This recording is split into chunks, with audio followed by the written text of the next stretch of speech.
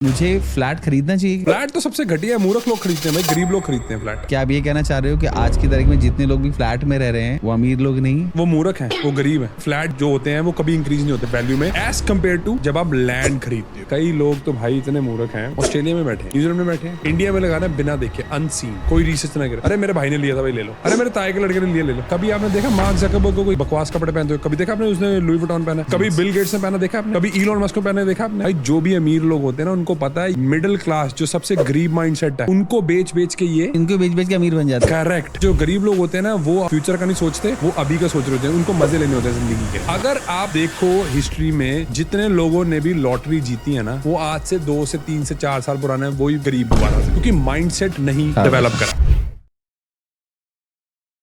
आप प्रॉपर्टी की हमेशा इतनी बातें करते हैं जी, क्या प्रॉपर्टी में पैसा कमाना डबल करना इज अ इजी गेम?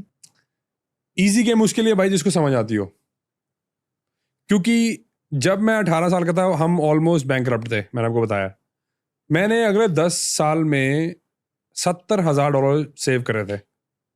70,000? $70,000 10 साल में, ओके। ठीक है।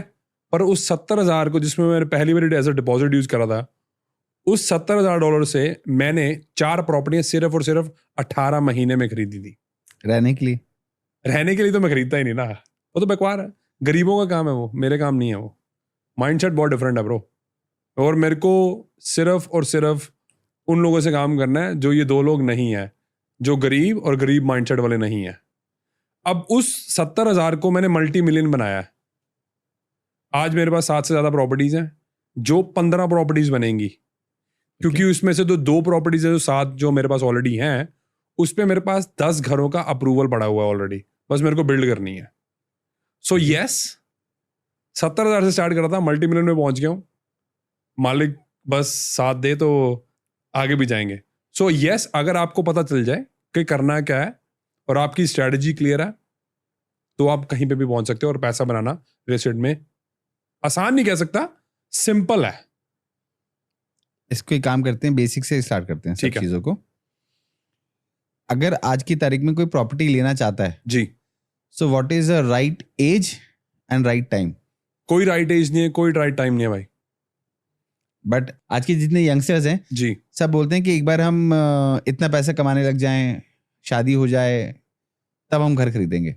ठीक है। ये जो सोच है ना भाई, वो ठीक नहीं है, ये गरीब सोच है। पता क्यों? क्यों? क्योंकि जो गरीब लोग होते हैं ना, वो फ्यूचर का नहीं सोचते, वो अभी का सोच रहे होते हैं, उनको मजे लेने होते हैं जिंदगी के। इलाबरेट कर दीजिए। करेक्ट। आज ही मेरे को आईफोन लेना है, जेब में पैसे नहीं है, फाइनेंस करा के लेंगे। फाइनेंस करा के लेंगे। भाई मैं जब मेरे पास $1 मिलियन की प्रॉपर्टीज थी ना, मैं $7,000 की गाड़ी चला रहा था। 1994 मॉडल की निसान पल्सर मैंने 7 साल चलाई है, जो कि 2.5 लाख किलोमीटर ऑलरेडी चली हुई थी। अब ऑस्ट्रेलिया और न्यूजीलैंड में 2.5 लाख कोई बड़ी बात नहीं है, किलोमीटर चलाना उसमें कोई प्रॉब्लम नहीं है। किसी अगर जिसके पास ये डिलेड ग्रेटिफिकेशन है, वो क्यों नहीं बनाएगा पैसे? सही बात है। वॉरेन बफेट ने, जो आज 120 बिलियन डॉलर का मालिक है, भाई उसने 90% ऑफ द वेल्थ है ना अपनी, वो 60 साल के बाद बनाई है। 60 साल के बाद। चेक कर लेना फैक्ट्स, चैट जीपीटी कर लेना, आप खुद भी आप भी कर लेना, क्योंकि इसको कंपाउंडिंग इंटरेस्ट या कंपाउंडिंग ग्रोथ है, इसको बोलते हैं डिलेड ग्रेटिफिकेशन। ओके। जो हम ये अमीर दिखना चाहते हैं ना, वही वो दीमक की तरह खा रही है हमको। करेक्ट। भाई कभी आपने देखा मार्क ज़करबर्ग को कोई बकवास कपड़े पहनते हुए? कभी देखा आपने उसने लुई वुइटन पहना? सिंपल एक टी शर्ट। कभी बिल गेट्स ने पहना देखा आपने? कभी इलॉन मस्क को पहने देखा आपने? भाई जो भी अमीर लोग होते हैं ना, उनको पता है ये मिडिल क्लास जो सबसे गरीब माइंडसेट है, उनको बेच बेच के ये, क्योंकि हाँ बोलो क्योंकि इनको बेच बेच के अमीर बन जाते हैं लोग। करेक्ट। क्योंकि जो मिडिल क्लास है ना, गरीब माइंडसेट, गरीब लोग, उनका जो माइंडसेट है वो इनसिक्योरिटी से निकला हुआ है। तो क्या आप ये कहना चाहते हो कि स्टारबक्स में कॉफी पीना खराब है? अगर आपके पास पैसे इतने नहीं है कि आपके पास 4 प्रॉपर्टीज नहीं है, इनफैक्ट मेरा बड़ा सिंपल सा है, buy at least 5 investment properties before you buy your own house. So मेरे कहने का मतलब ये है, कम से कम पहले 5 प्रॉपर्टियां खरीदो अपने घर लेने से पहले, खुद का जिसमें रहना है, क्योंकि इन्वेस्टमेंट है, आपको ज्यादा जल्दी पैसा बना के दे सकती है। यस, स्टारबक्स में कॉफी तब पीनी चाहिए जब आपके पास कम से कम 5 घर हों। ओके, ये मेरी थिंकिंग है। आपको करना नहीं करना, ये आपको मर्जी है यार। पैसा किस स्टार कॉफी में, एक तो नंबर 1 इंडिया की घटिया कॉफी है, पहले बता दूं, मीठा, निरा मीठा। एक्चुअली स्टार कॉफी हर जगह बेकार है, इंडिया में थोड़ी ज्यादा बेकार है, क्योंकि मीठा भाई साहब इतने किलो के हिसाब में डाला था ना कि बंदा पीता पीता ही मर जाए। कॉफी पीनी है, पियो भाई, मैं भी पीता हूं। पर वो 10 साल जो मैंने $70,000 जोड़े थे ना भाई, तब मैंने बहुत कम कॉफी पी थी, गिनती की। मैंने पूरे अपने 20s में, जब मैं न्यूजीलैंड में था, 20s में हर लोग पार्टी करते हैं, सब शराब पीते हैं। 7-8 साल मैंने कोई पार्टी नहीं करी थी 20s में। क्यों नहीं, मेरे को मालिक देगा बताना। सही बात है। ऐसा क्या रीजन है? वो डिलेड ग्रेटिफिकेशन है ना। आप समझो 20s में हूं मैं, न्यूजीलैंड में हूं, मौज कर रहा हूं, पैसे कमा रहा हूं, पर पार्टी नहीं कर रहा हूं। मेरा एक दोस्त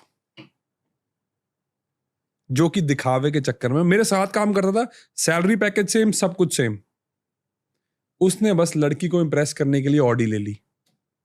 मैं उस टाइम नीसान पल्सर 1994 मॉडल चला रहा था, जो कि मैंने बहुत सस्ती ली थी। मेरे ख्याल से $5-7 की ली थी शायद, मेरे को याद है।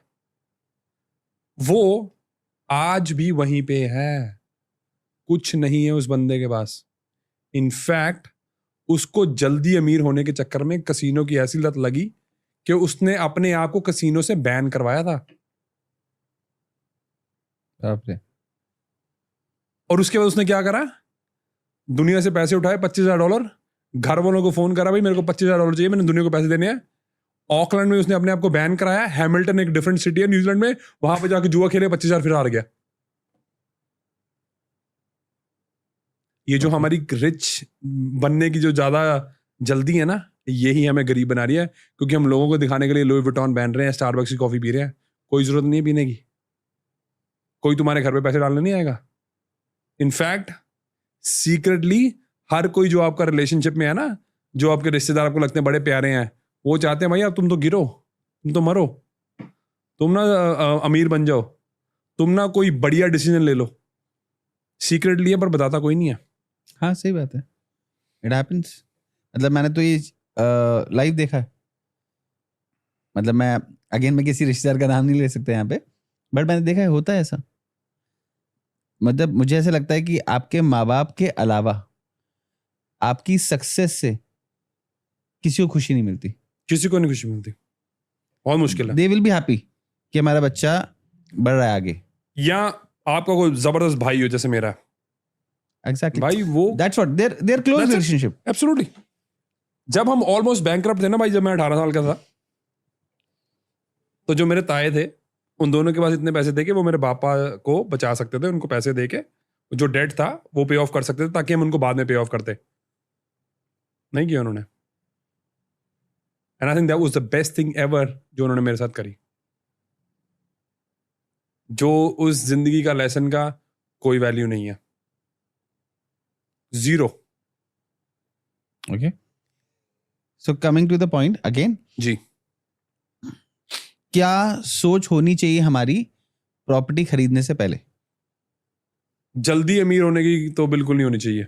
ओके, क्योंकि प्रॉपर्टी जल्दी अमीर नहीं बना सकती अनटिल अनलेस आपको गेम का बहुत ज्यादा समझ आ चुका है। ठीक है। देखो, 2 चीजें हमारी बहुत इंपॉर्टेंट है, क्योंकि हमारा वेल्थ क्रिएशन का काम है। वेल्थ क्रिएशन का काम है कि हम बायर्स के लिए और इन्वेस्टर्स के लिए काम करते हैं, ठीक है। जो कि कॉन्सेप्ट इंडिया में बिल्कुल है ही नहीं है, किसी को आता ही नहीं है, किसी को समझ ही नहीं है। Before we start the process, उसमें 2 चीजें हैं भाई, what do you want and by when. Shareen भाई, आप मेरे पास आ रहे हो, आप मेरे को कह रहे हो कि भाई मेरे को $10,000 की पैसिव इनकम चाहिए आज से 10 सालों में। नो प्रॉब्लम भाई, आपने वो बहुत स्पेसिफिक गोल दिया है। दूसरा क्वेश्चन मैं आपसे पूछूंगा, चाहिए क्यों है, क्या करना है उसका, करना क्या है, ड्राइविंग फोर्स क्या है आपकी। क्योंकि भाई आप खुद चेक कर लेना, स्टैट्स चेक कर लो, अबाउट 95% ऑफ द लोग जिंदगी में कभी वो अचीव नहीं कर पाएंगे। एग्जैक्टली क्योंकि उनका ड्राइविंग फैक्टर नहीं है। जो लोग सिर्फ और सिर्फ पैसे के लिए कमाना चाहते हैं, वो कभी भी ग्रो नहीं कर पाएंगे, वो कभी भी अपना फाइनेंशियल गोल कभी अचीव नहीं कर पाएंगे। तो क्या माइंडसेट होना चाहिए? माइंडसेट होना चाहिए कि भाई मैं दूसरों की मदद कैसे कर सकता हूं, ओके और इस पैसे का मैं क्या करूंगा, क्या इस पैसे को मैं दूसरों के लिए यूज कर सकता हूं, क्या मैं कोई और प्रॉब्लम सॉल्व कर सकता हूं इन पैसे से। जब तक ये आपका माइंडसेट नहीं रहेगा, आप नहीं पहुंच पाओगे। क्योंकि देखो, जब आप छोटा ही सोच रहे हो कि भाई चाहिए $10,000 की पैसिव इनकम है, ज्यादा मेरे को चाहिए नहीं है, आप दुनिया का भला कैसे करोगे? वही मैं पूछने वाला था, कैसे करोगे आप? करेक्ट। पहला कि मैं एक एग्जांपल लेता हूँ, जैसे कि मैं हूँ या मेरे जैसा कोई एक इंसान है जो कि सोच रहा है कि काम करता हूँ मैं, 20-25 लाख रुपए इन्वेस्ट करता हूँ डाउन पेमेंट करके और एक प्रॉपर्टी ले लेता हूँ मैं, ठीक है, उससे मैं अर्न करूंगा। ठीक है। अब उससे मैं दुनिया कैसे भला कर सकता हूँ? सो उसके लिए पहले आपको खुद का घर बनना पड़ेगा। करेक्ट। और स्टार्ट मेरे को लगता है हमेशा हायर टू हायर गोल होता है ना, वहीं से स्टार्ट करना चाहिए, ताकि जो आपको जो $10,000 का गोल है ना, वो आपको छोटा लगे। सो ठीक है। उसके लिए आपको अपनी जिंदगी का प्लान करना पड़ेगा। तो उसी में वाई आता है। ओके वाई करना क्यों है? ठीक है। मान लो आपको कल पैसे दे दिए, मालिक ने बोल दिया तथास्तु, ले ले ये पैसे, करना क्या? अगर आप देखो हिस्ट्री में जितने लोगों ने भी लॉटरी जीती है ना, वो आज से 2 से 3 से 4 साल पुराना है, वही गरीब दोबारा से, क्योंकि माइंडसेट नहीं डेवलप करा। तो जब आपका वाई क्लियर होता है ना, आपको पता चलता है भाई मैं हम कर क्यों रहे हैं। और ये जो जर्नी है ना, बहुत इंपॉर्टेंट है। जर्नी जो है मेरे को लगता है गोल से भी ज्यादा इंपॉर्टेंट है। Right, exactly. जब आपको मालिक ने दे भी दिया पर आप उतने केपेबल नहीं हो, अब इस कॉफी में मैं कॉफी पी रहा हूं, राइट जी, कॉफी उतनी डालोगे ना जो ये कप ले सकता है। सही बात है। मैं चाहता हूं इतना बड़ा कप है जो आप मेरे को छोटे से कप में डाल दोगे।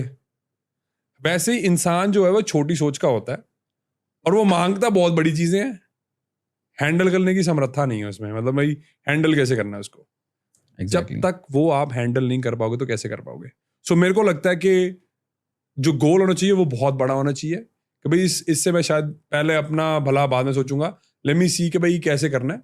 वहां से स्टार्ट करके मेरे को लगता है फिर आप मालिक अपने आप ही तुम्हें दे देगा कि भाई चल ठीक है, तू दूसरों का सोच रहा है, पहले मैं तेरा पेट भरता हूँ, फिर तू दुनिया का पेट भरने की कोशिश करिए। तो आप कैसे दूसरों की मदद करते हो? सो दूसरों की मदद हम ऐसे ही करते हैं भाई, पहले उनका goal setup, what do you want and by when and why do you want it. जब तक ये आपका क्लियर नहीं होगा आप नहीं पहुंच पाओगे। और उसमें हम गोल सेटिंग में भी हेल्प करते हैं। अब कई बार क्या होता है कि ये जो मैं आपको सिचुएशन बता रहा हूं वो बहुत आइडियलिस्टिक सिचुएशन है कि आप स्टार्ट ही दुनिया से करो। वो कोई करोड़ों में एक आधा बंदा ही होता है कि भाई वो कहता है यार नहीं है, दुनिया का भला करना है, हम देखेंगे। फिर हम क्या करते हैं उस सिचुएशन में, सच ही खुद खुल के बोल रहा हूं क्योंकि मैं कुछ छुपाना नहीं चाहता हूं, 95% ऑफ द लोग जो होते हैं मेरे को जो आज तक मिले हैं वो चाहते हैं कि पहले अपना पेट भरना है, and it's not a bad thing, कोई खराबी नहीं है उसमें। पर हम ना उसकी सिर्फ और सिर्फ फाइनेंशियली तौर से उनकी हेल्प नहीं करना चाहते, हम उनकी पर्सनल डेवलपमेंट भी ऑन अ वे उनको मदद करना चाहते हैं कि भाई देखो अगर आपको आगे पहुंचना है तो आपको थोड़ा थोड़ा ग्रो भी करना पड़ेगा। And there lot of things that we suggest them except the properties, क्योंकि प्रॉपर्टीज एक जरिया है, पर अगर आपको बड़ा से बड़ा गोल अचीव करना है उसके लिए आपको दूसरों का सोचना पड़ेगा। So starting from that again, पहले फिर हम कहते हैं भाई गोल सेटिंग में हम उसकी मदद करते हैं, कहते हैं भाई ये हमें चाहिए, क्यों चाहिए। So we start with the goal setting, भाई आपको क्यों चाहिए। भाई ज्यादातर लोगों को पता ही नहीं है कि उनको चाहिए ही क्या। 80% ऑफ द बंदे जो मेरे पास आते हैं, मैं आपको, हमारा ना बहुत डिटेल प्रोसेस है, हम जो भी मेरे को रीच आउट करता है, मेरी टीम उनको रीच आउट करती है, and then we have an assessment form, बहुत डिटेल्ड असेसमेंट फॉर्म है, उसमें 32 क्वेश्चन है हमारे। ओके 32 क्वेश्चन, जब तक आप, अगर वो कोई असेसमेंट फॉर्म ही मतलब जिंदगी में एक बार भर लेना हमारा, तो उसके ना दिमाग के जो घोड़े हैं वो चलने शुरू हो जाएंगे कि भाई अच्छा करना क्यों है और क्या क्या करना है। क्योंकि 80% लोगों को तो पता ही नहीं है चाहिए क्या। उसमें आपको ना हमारा एक क्वेश्चन है कि आपको गोल क्या है ही नहीं, पता ही नहीं है। वो इसलिए हम उनको उससे भी मदद करते हैं कि भाई गोल सेटिंग कैसे करनी है। भाई गोल सेटिंग करने का बड़ा सिंपल सा आइडिया है वैसे, जो भी आपके खर्चे हैं, ठीक है, एक्सेप्ट द मॉर्गेज और रेंट, ज्यादातर लोगों को वही चाहिए होता है एक फ्री लाइफ जीने के लिए, कि अगर दो बंदे कमा भी रहे हैं, उसमें से अगर एक बंदा जा रहा है काम करने के लिए, वो इतना बंदा पैसा कमा ही लेता है कि रेंट आराम से पे किए जाए, अनटिल अनलेस आप चाहते हो कि नहीं भाई मैं तो पेंट हाउस में रहूं, वो थोड़ा डिफरेंट। जो नॉर्मल लोग होते हैं, जो नॉर्मल डे टू डे लोग हाँ जी, हैं, हाँ जी। सो उनका गोल सेटिंग ये होना चाहिए कि भाई हमारे महीने के खर्चे ही हैं। भाई जब हम मल्टी मिलियनर बन गए थे ना, हम तब भी अपने खर्चे लिखते हैं कि हम कितने स्पेंड कर रहे हैं हर महीने। ओके। अभी भी वो बुक लेजर जो है हमारी पड़ी हुई है। ज्यादातर लोगों को, मेरे ख्याल से 90% लोगों को पता ही नहीं होगा उनके पैसे जा कहाँ रहे हैं, कोई आइडिया ही नहीं है कहाँ खर्च रहे हैं वो। स्पेशली जब से डिजिटल करेंसी आ गई। बिल्कुल, क्योंकि पता है कि वो पेन चली गई है। हम क्या करते हैं, फोन पेटीएम मारा छुट्टी, कार्ड लगाया छुट्टी। बाय द वे ये साइकोलॉजी जो है गोरों की इन्वेंट करी हुई है। देखो जब आप नोट देते थे ना, तो आपके साथ जाता था फिजिकल फॉर्म यार में कुछ? दिल, अरे यार 500 जा रहा है यार, 5000 जा रहा है यार, दर्द होता था यार। अब क्या होता है, कोई कनेक्शन नहीं है, आप सीधा पेटीएम कर रहे हो, आपको 1 लाख रुपए खर्च करने में दर्द नहीं होगा। कोई दर्द नहीं है आपको, जीरो। क्यों? ज्यादातर लोगों को खुद को तो होता नहीं है, माँ बाप को होता है। सही बात है। राइट। नंबर एक, अगर आपने कमाया है, अब भाई मैं चाहे पेटीएम करूं, मैं चाहे कार्ड यूज करूं, मेरे ख्याल से मेरे को कार्ड बहुत साल हो गए यूज करते हुए, पर मेरे को आज भी दर्द होता है भाई। दर्द तो नहीं, मतलब पता चलता है कि भाई पैसे अकाउंट से जा रहे हैं, क्योंकि खुद के कमाए हुए हैं, जीरो से स्टार्ट करा है। ये तो है नहीं कि भाई अमीर घर से पैदा हुआ। हाँ मेरे पिताजी अमीर घर से थे, वो उनका डेफिनेटली है।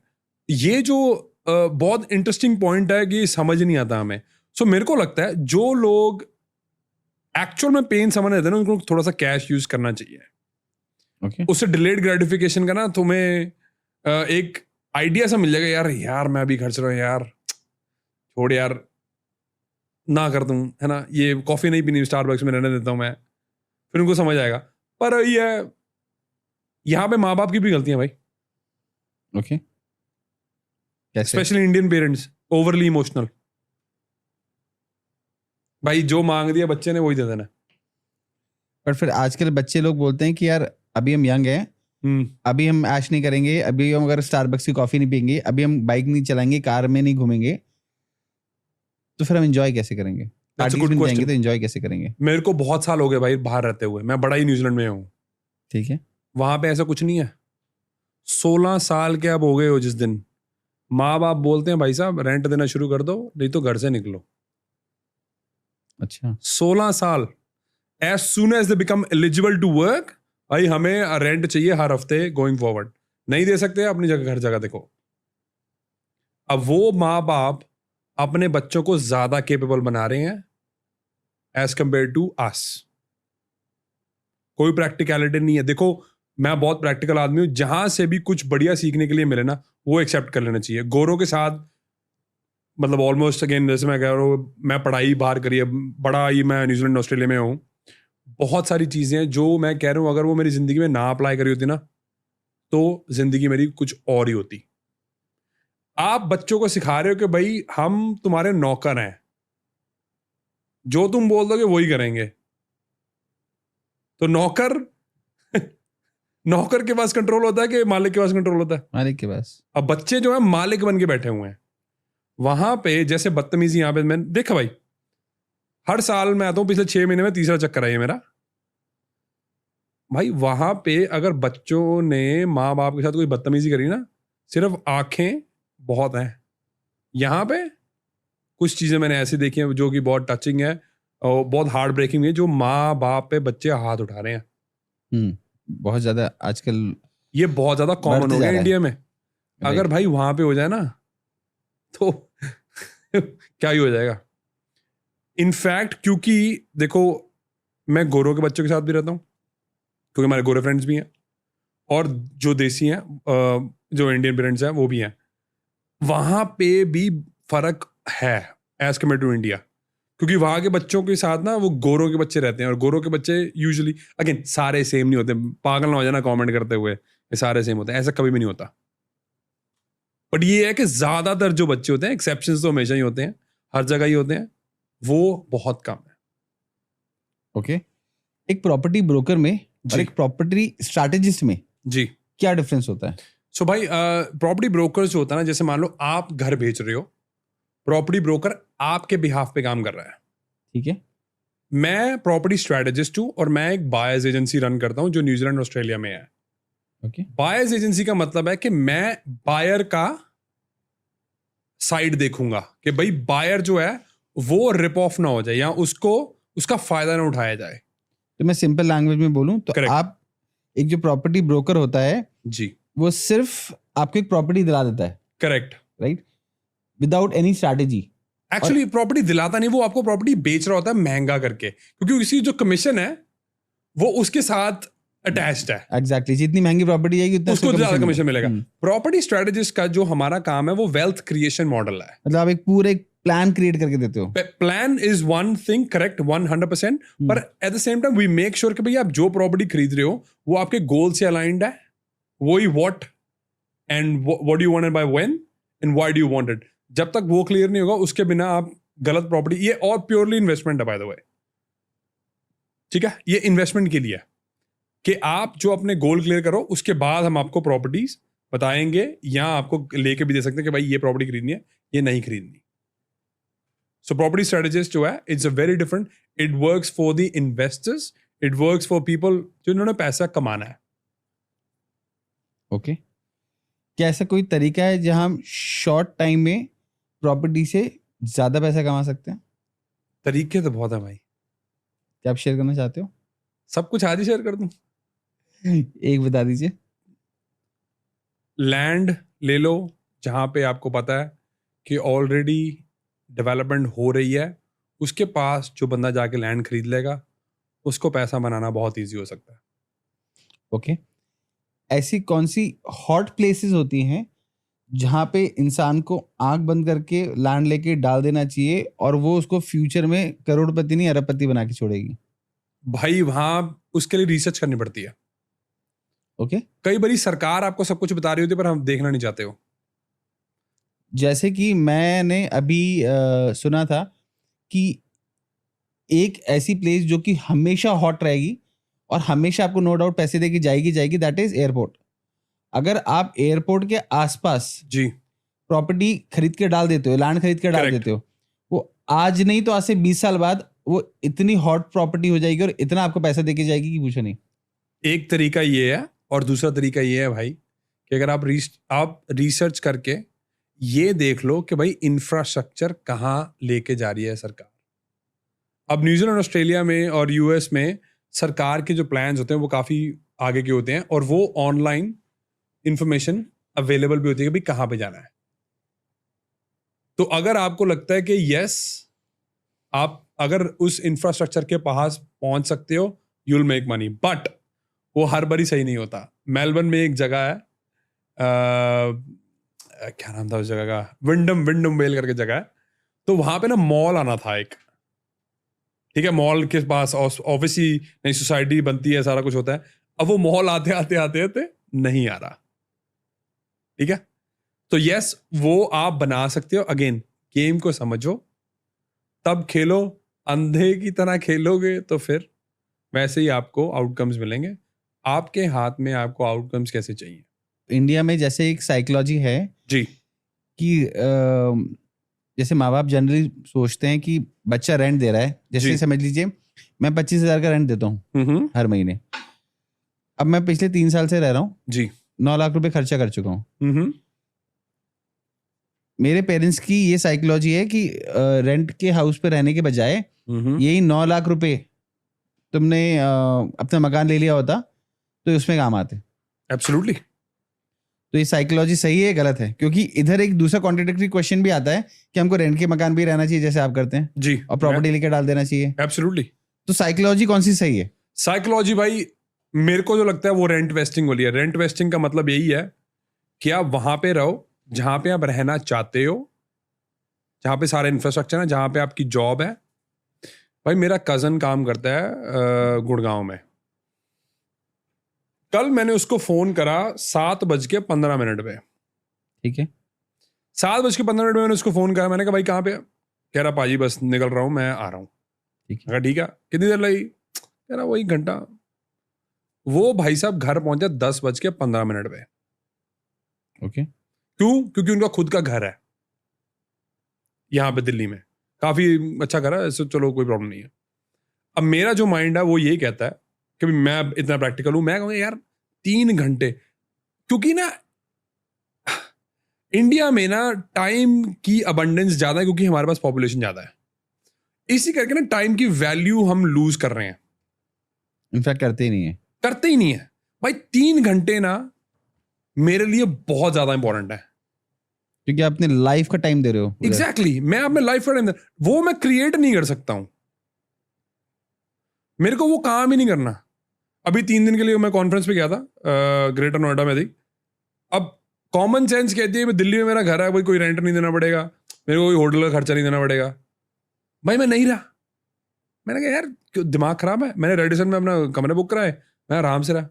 अब क्योंकि ज्यादा लोग कहेंगे पागल है कौन 10,000 का कमरा बुक करे, तू तेरा घर है तू वहां पे जा। अब ये कॉमन सेंस ही है, अमीर लोग ऐसे नहीं सोचते, वो अपने टाइम की वैल्यू करते हैं। गरीब लोगों के लिए, क्योंकि वो 9 to 5 करके विदाउट वैल्यू क्रिएशन करके वो पैसे कमाते हैं, तो इसलिए उनको लगता है कि भाई मैं ना अपना ब्लड स्वेट दे रहा हूं, तो वो हर चीज को इन्वेस्टमेंट नहीं देखते।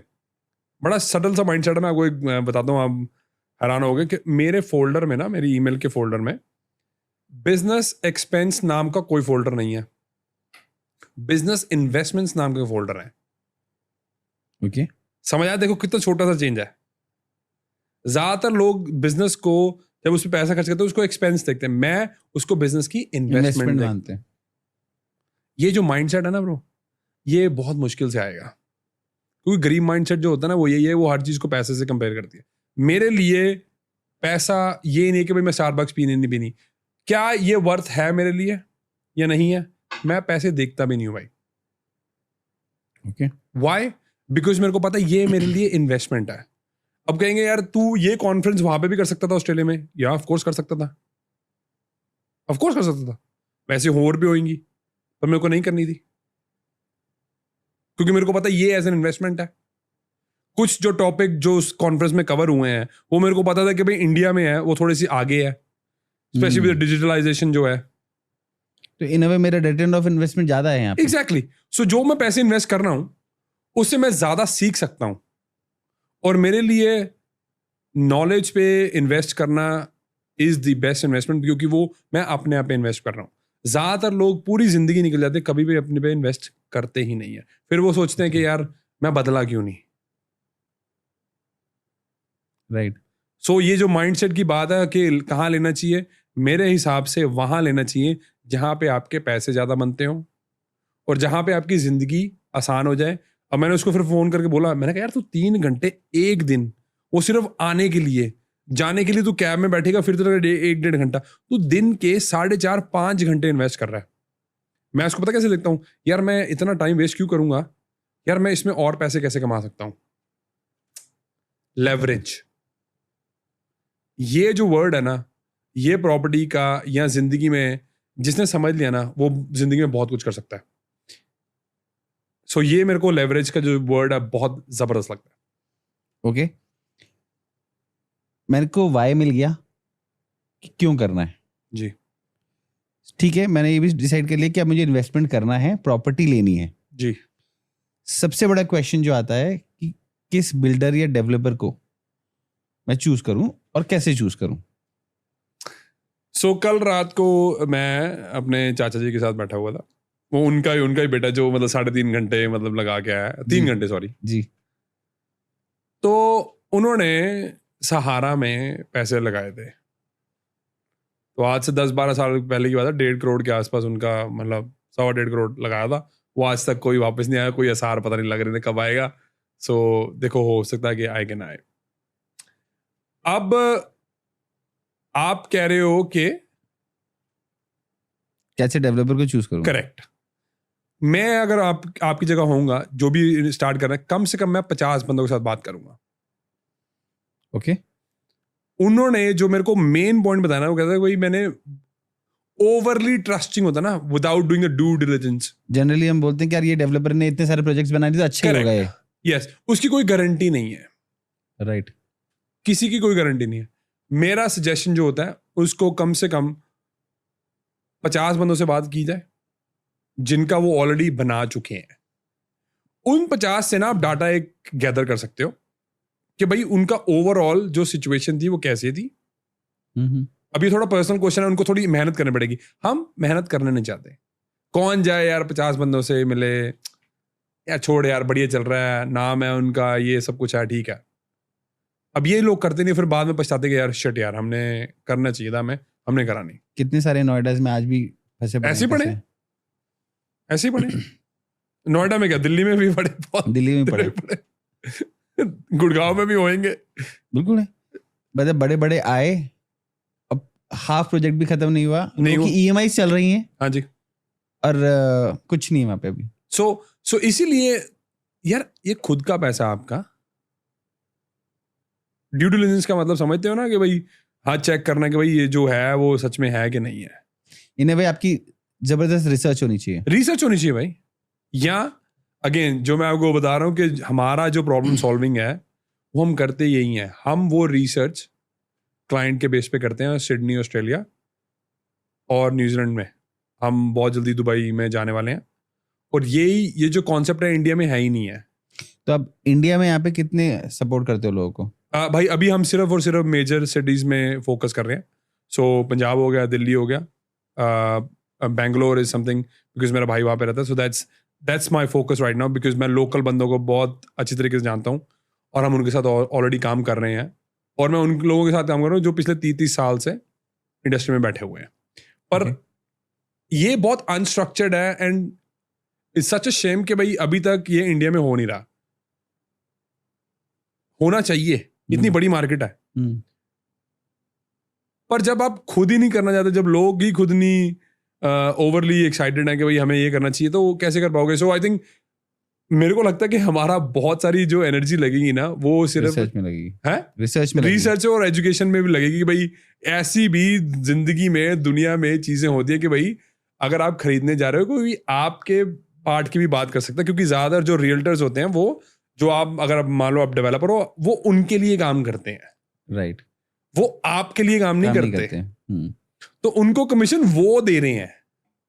तो व्हाट डू यू थिंक, वो आपको सच बताएंगे? और अच्छा कमीशन मिलता है। अच्छा कमीशन मिलता है, चलो वो मेरे को वो उसमें कोई प्रॉब्लम नहीं है। हाँ। वो अपना काम कर रहे हैं, ठीक है। तो भाई साहब आप अपना काम कर रहे हो, do you have the time?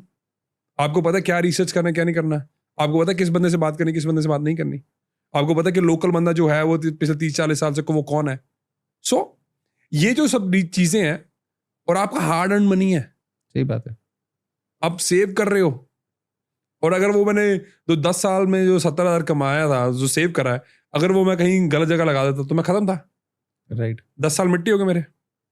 ऐसे ही भाई साहब बहुत सारे पैसे मैंने इंडिया में मिट्टी होते देखे हैं लोगों के।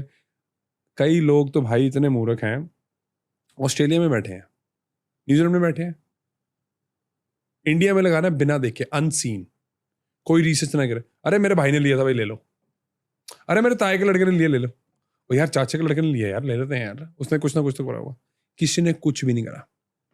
इतने ज्यादा एग्जाम्पल्स है ना, क्योंकि मेरा एक दोस्त है मेलबर्न में रहता है, मैं मेलबर्न में भी रह चुका हूँ, बहुत सारी जगह में रह चुका हूँ। मैं ऑकलैंड में भी रह चुका हूँ, मेलबर्न में भी रह चुका हूँ, अभी हम सिडनी में रहते हैं। तो वो आई थिंक वो बहुत रिसेंटली आए हैं ऑस्ट्रेलिया, मतलब उनको 3-4 साल हुए हैं। तो उनकी मेरी से थोड़ी सी एज ज़्यादा है, वेरी सोफिस्टिकेटेड मैन, बहुत बढ़िया आदमी है। कह रहे भाई इतने सारे लोगों ने मेरे नोएडा में अनसीन फ्लैट्स हैं वो बने ही नहीं है। इतना तगड़ा स्कैम हुआ, उन्होंने पैसे डाले, वो एक्चुअली अकाउंट नंबर उनका था ही नहीं। अच्छा, ओके। अकाउंट नंबर उनका था ही नहीं, तो पैसे उनके तक कभी पहुंचे ही नहीं। अब ये मेरे को पता है ये कितना सच है कितना झूठ है ये नहीं पता। आप बता दो क्यों। मेरे को लगता है कि अगर आप कंपनी हो, आपको ऑलरेडी पता है कि भाई आप तो दुनिया को चूना लगाने के लिए बैठे हो, आपने खुद के ही बंदे पैदा कर दिए होंगे, फिर आप खुद ही मतलब मुकर गए होगे भाई नहीं हमने तो कुछ करा ही नहीं है। क्योंकि भाई ये भी सोफिस्टिकेशन है चोरी करने की। एवरीथिंग इज पॉसिबल, है ना? क्योंकि देखो जो अच्छा काम कर रहा होता है उसने भी सोच समझ के काम करना होता है ना, कोई स्ट्रैटेजी तो हर जगह लगती है। राइट। पर भाई चोर भी होते हैं ना जो, वो भी बहुत स्ट्रेटजी से करते हैं, पर ये है वो कभी ना कभी तो फंसना ही है उन्होंने, उनका कभी ना कभी तो अंत तो मतलब है ही है। एग्जैक्टली। बच तो अब सकते नहीं हो। सो मुझे फ्लैट खरीदना चाहिए? फ्लैट तो सबसे घटिया है, मूर्ख लोग खरीदते हैं भाई, गरीब लोग खरीदते हैं फ्लैट। तो क्या आप ये कहना चाह रहे हो कि आज की तारीख में जितने लोग भी फ्लैट में रह रहे हैं वो अमीर लोग नहीं है? वो मूर्ख हैं, वो गरीब हैं। कैसे? माइंडसेट से। Please elaborate. श्योर। क्योंकि उन्होंने कभी रिसर्च नहीं करी कि फ्लैट जो होते हैं वो कभी इंक्रीज नहीं होते वैल्यू में एज कंपेयर टू जब आप लैंड खरीदते हो। ओके, तो मुझे फ्लैट लेना चाहिए, जमीन लेना चाहिए, फार्म हाउस लेना चाहिए, क्या लेना चाहिए? सो भाई ये ना आप पे गोल पे डिपेंड करता है। अगर तो आपको गरीब लोगों की कैटेगरी में रहना है फिर तो आप फ्लैट ले लो, कोई दिक्कत नहीं है। अगर आपको सोचना है अमीरों की तरह फिर आपको हट के सोचना पड़ता है। अमीर लोग अमीर क्यों होते हैं? क्योंकि they think outside the box. Right. भाई आप चेक कर लेना, अब जिस घर में मैं रहता हूँ वो 8 करोड़ का घर है, ठीक है। उसका मेरा रेंट जा रहा है कुछ 40 से 45 हजार डॉलर, ठीक है। सॉरी 40 से 45 हजार रुपए हफ्ते के, क्योंकि वहां पे हफ्ते का होता है ना। ज्यादा हो गया, मतलब 2 लाख रुपए जा रहा है। अगर वो मैंने घर खरीदना है तो मेरे को नाना करते 1.6 CR डालना पड़ेगा, क्योंकि 20% डिपॉजिट डालोगे आप।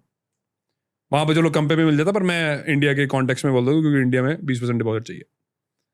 अब मेरे को पता कि वो अगर मैं वही पैसा जो मेरे को ऑलरेडी रिसर्च में कर बैठा हूँ कि यहाँ पे नेक्स्ट सिटी में मेरा ज्यादा बन सकता है और इस सिटी में मेरे को सिर्फ 2 से 3% की रिटर्न आएगी, तो वो गरीब लोग ही करेंगे ना, क्योंकि वो इमोशनली अटैच्ड है विद द फैक्ट कि भाई मेरे को फ्लैट चाहिए जिसको मैं अपना कह सकूं और उसमें रह सकूं।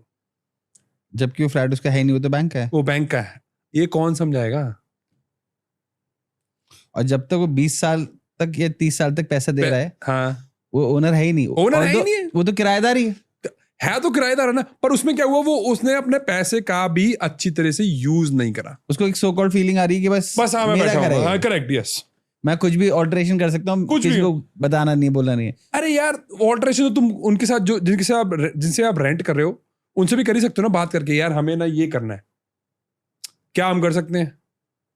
और ये मैं इतना हैरान हूं कि अभी तक इंडिया में प्रॉपर्टी मैनेजमेंट के कोई लॉज ही नहीं है, या प्रॉपर्टी मैनेजमेंट की कोई नाम की चीज ही नहीं है। नहीं है। और वहां पे क्या है कि भाई पूरा प्रॉपर्टी मैनेजमेंट लॉज है, सब कुछ बना हुआ है कि अगर आपको, जैसे आप मान लो मैं आपसे घर लेके रेंट कर रहा हूँ, मैं बोलूँगा शलीन भाई यार मेरे को ना यहाँ पे थोड़ा सा चेंज कराना है, is that okay with you?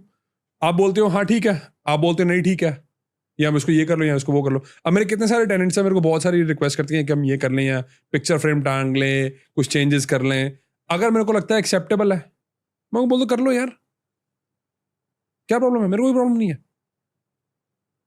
हमने भी जो कुछ चेंजेस करने थे वो घर पे करें, हमने बात करी उससे कहते हाँ भाई ठीक है ये कर सकते हो आप, कोई दिक्कत नहीं है।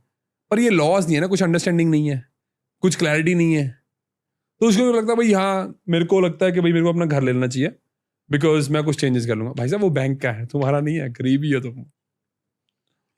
ओके। लोग बोलते हैं कि यार फ्लैट लेके डाल देते हैं इन्वेस्टमेंट पॉइंट ऑफ व्यू से, यू नो, और साल 2 साल रखेंगे, एप्रिसिएशन उठाएंगे और वापस रीसेल कर देंगे। ये भाई उसको ही करना चाहिए जिसको पता है कि भाई मैंने सारे पॉइंट्स अपने जो है चेकलिस्ट में वो चेक कर लिए हैं। क्या पता आपको फ्लैट ही कंप्लीट ना हो, फिर क्या कर लोगे? ओके, करेक्ट, पता ही नहीं आपको, जरूरी नहीं है कि उसकी वैल्यू भी बढ़े। चलो in most of the cases होती है, अगर फ्लैट्स अच्छी तरीके से बने नहीं है, फ्लैट कंप्लीट नहीं हुए हैं, किसी चीज की गारंटी है नहीं है। बट अगर आप सारी ड्यू डिलिजेंस कर रहे हो कि भाई हाँ मैंने जो सारे जो टिक मार्क्स करने थे वो मैंने कर लिया, मैंने रिसर्च कर लिया, मैंने डेवलपर देख लिया, मैंने बिल्डर देख लिया, मैंने उसके कुछ प्रोजेक्ट देखे पीछे, वो सारे कंप्लीट कर रहा है, वो सारा कुछ कर रहा है, देन यस।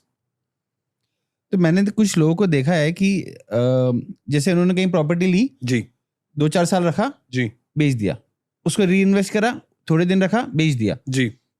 अभी रिसेंटली मैं बता रहा हूँ, एक मेरे फ्रेंड की प्रॉपर्टी की 1.5 CR में, जी, उस बंदे ने विद इन 10 दिन के अंदर 30 लाख का गेन लेके वापस रीसेल कर दिया उस प्रॉपर्टी। जी। तो क्या इस तरह की चीजें करना खतरनाक है या नहीं करनी चाहिए? भाई जब तक आपको क्लैरिटी नहीं है और समझ नहीं है कि प्रॉपर्टी की बेसिक्स और प्रॉपर्टी में क्या करना चाहिए क्या नहीं करना चाहिए, उस बंदे को तो ये हाथ भी नहीं लगाना चाहिए। लेने के देने पड़ जाएंगे, आपको पता भी नहीं चलेगा। साउंड्स लाइक आपके दोस्त को पता है वो क्या कर रहा है। उसने 2 चीजें करी, यहाँ पे उसने टैक्स भी बचाया बाय द वे। इंडिया में क्या है कि अगर आप प्रॉपर्टी लेके उसको बेच रहे हो और अगले 3 साल में प्रॉपर्टी खरीद रहे हो तो उसको आपको कैपिटल गेन टैक्स जो है वो नहीं देना पड़ता। अच्छा, हाँ, ओके। सो अगर तो आपको पता है कि आप क्या कर रहे हो देन इट्स फाइन। पर यूजुअली क्या होता है कि जब आप कुछ अच्छा करने जा रहे होते हैं ना तो यूनिवर्स ना आपको टेस्ट करता है। हमें भी अभी यूनिवर्स ने टेस्ट करा। हमने 1.5 घंटे की रिकॉर्डिंग करी, कुछ नहीं चला, हमें पता चला रिकॉर्डिंग ही नहीं हुई। फाइल क्या? कट हो गई वो। सो हमें दोबारा करना पड़ा, विच इज एब्सोल्युटली फाइन, कोई दिक्कत नहीं है। और है भी मेरा इंडिया का पहला पॉडकास्ट। अरे वाह, और वो भी हमारे साथ। वो भी आपके साथ है। तो जब लोग बिना रिसर्च करे बिना ड्यू डिलिजेंस करे कुछ खरीदते हैं और यूनिवर्स ने आपको टेस्ट करना ही करना है, उसका खेल है। वो भी देखना चाहता है भाई आप कितने ही दिग्गज हो, दिल छोड़ दोगे रखोगे नहीं। और जब बंदे ऐसे करके दिल तोड़वाते हैं या बिना रिसर्च करे ऐसे करते हैं, फिर उनकी ना नेक्स्ट बार करने की हिम्मत नहीं रहती। तो अगर तो आप ऐसा करना चाहते हो, one please go ahead, it's your money, उसको आग लगाओ, I don't give a fuck. सीधी सी बात बताऊं, आई डोंट केयर, आपका पैसा है। पर अगर आपको पता है कि भाई बहुत मेहनत करी हुई है, मेरे को यार अपना पैसा सही तरीके से इन्वेस्ट करना है, मेरे को जनरेशनल वेल्थ बनानी है, यही सबसे बढ़िया तरीका है। क्योंकि हार्ड एसेट में गोल्ड और रियल एस्टेट से बढ़िया कोई एसेट नहीं है। तो ये स्किल सीखी जा सकती है? स्किल्स सीखी जाती भाई, मैंने भी सीखी है। Yes, I am a 3rd generation in real estate. मेरे दादाजी भी बहुत तगड़े डेवलपर बिल्डर रहे हैं, फादर साहब भी प्रोजेक्ट मैनेजर ऐसे रिटायर हुए हैं, बट दैट्स ओके। उसको फिर भी मैं सीख नहीं पाया था। ओके। मैंने फिर मेरा जो मेंटर था ग्रैम, क्योंकि ऑफ कोर्स जो उन्होंने सिखाया था वो इंडियन मार्केट्स में या कुवैत मार्केट में जहाँ पे मेरे दादाजी ने मतलब घर या जो बिल्डिंग्स बनाई हैं उनके बेस पे बनाया। पर जब मैंने उसको एक्चुअली में एनालाइज करा वो सारी जगह सेम है। अब ग्रैम जो है उसकी $1 मिलियन पैसिव इनकम है bro. $1 billion passive income. Okay. उस न्यूजीलैंड का सबसे तगड़ा प्रॉपर्टी इन्वेस्टर है वो ग्रैम फाउलर। अगर आप गूगल भी कर लोगे तो आप उसके बारे में काफी आपको पता चल जाएगा। उसके बाद पता नहीं कितनी प्रॉपर्टीज हैं, 60 प्रॉपर्टीज तो उस से मेरे ख्याल से 5 साल पहले थी, 5 से 4 साल पहले। तो मैनेज कैसे करता है? क्योंकि सबसे बड़ा इंडिया प्रॉपर्टी में मैनेजर्स भाई, क्योंकि इंडिया में सबसे बड़ा प्रॉब्लम ये है कि हमारी प्रॉपर्टी पे कोई कब्जा ना कर ले। करेक्ट। सो ये जो आपने मेंशन करा बहुत, इसलिए प्रॉपर्टी मैनेजर्स की जरूरत है यहाँ पे। इंडिया में कॉन्सेप्ट ही नहीं है यार, कोई क्लैरिटी नहीं है। तो मुझे ऐसा लगता है कि ये जो चीज है जी, नया एम्प्लॉयमेंट स्टार्ट कर सकते हैं यहाँ पे। ऑफ कोर्स, इसीलिए तो मैं यहाँ पे आया हूँ। नहीं उस पे इसीलिए तो मैं यहाँ पे आया हूँ कि भाई how can you be so unstructured. मतलब इतना अच्छा ग्रो कर रहे हो इंडिया, और अगले 20 साल इंडिया ने बहुत ज्यादा तगड़ा ग्रो करना है, how can you be so unstructured. अब ये प्रॉब्लम है जो मैं सॉल्व करने की और कोशिश कर रहा हूँ along with the other problem कि भाई you need someone on your side. जो अगर आप खरीदने जा रहे हो आपको चाहिए कोई जो बंदा, मेरे को सिर्फ अच्छा पता क्या होता है, मेरे को लगता है कि लोग अपने आप करना चाहते हैं एंड दैट्स ओके यार। तुम कोई बंदा तो ऐसा हो ना जो कंसल्ट, अब मेरे पास इतने सारे क्लाइंट्स हैं वो मेरे को सिर्फ कंसल्ट करते हैं, क्योंकि हमारे ना बिजनेस की 2 आर्म्स हैं। एक है सिर्फ कंसल्टिंग और एक है जिसमें हम we do it for them. For example आप मेरे पास आते हो, आप कहते हो भाई जसमीत मेरे पास बिल्कुल टाइम नहीं है, मैं कोई टाइम नहीं है, मेरे को प्रॉपर्टी ढूंढ दो, ये मेरा गोल है, यहाँ तक मेरे को 10 साल में पहुंचना है, ये मेरा वाई है। हमने मान लो वो कुछ स्टेप फॉरवर्ड ऑलरेडी कंप्लीट कर रहे हैं, उसके बाद आप मेरे को बोल रहे हो कि भाई ये कर दो। मैं कहा ठीक है भाई, हम आपके लिए क्या करते हैं, we go out, we research the property for you. आप अपना काम करो, अपने पॉडकास्ट रिकॉर्ड करो, बिजनेस संभालो, कोई दिक्कत नहीं है। हम आप जाएंगे आपके गोल के बेस पे, मेरी एक्विजिशन टीम है। ओके। जो एक्विजिशन टीम है उसका काम यही है कि गोल क्लियर करके, उससे पहले भी एक और स्टेप है हमारा, एक बहुत ही जबरदस्त प्रॉपर्टी प्लानिंग टूल है, प्रॉपर्टी इन्वेस्टमेंट टूल है, जिसमें आपको मैं बाय द ईयर दिखा सकता हूँ आप कब रिटायर होगे based on your resources. Okay.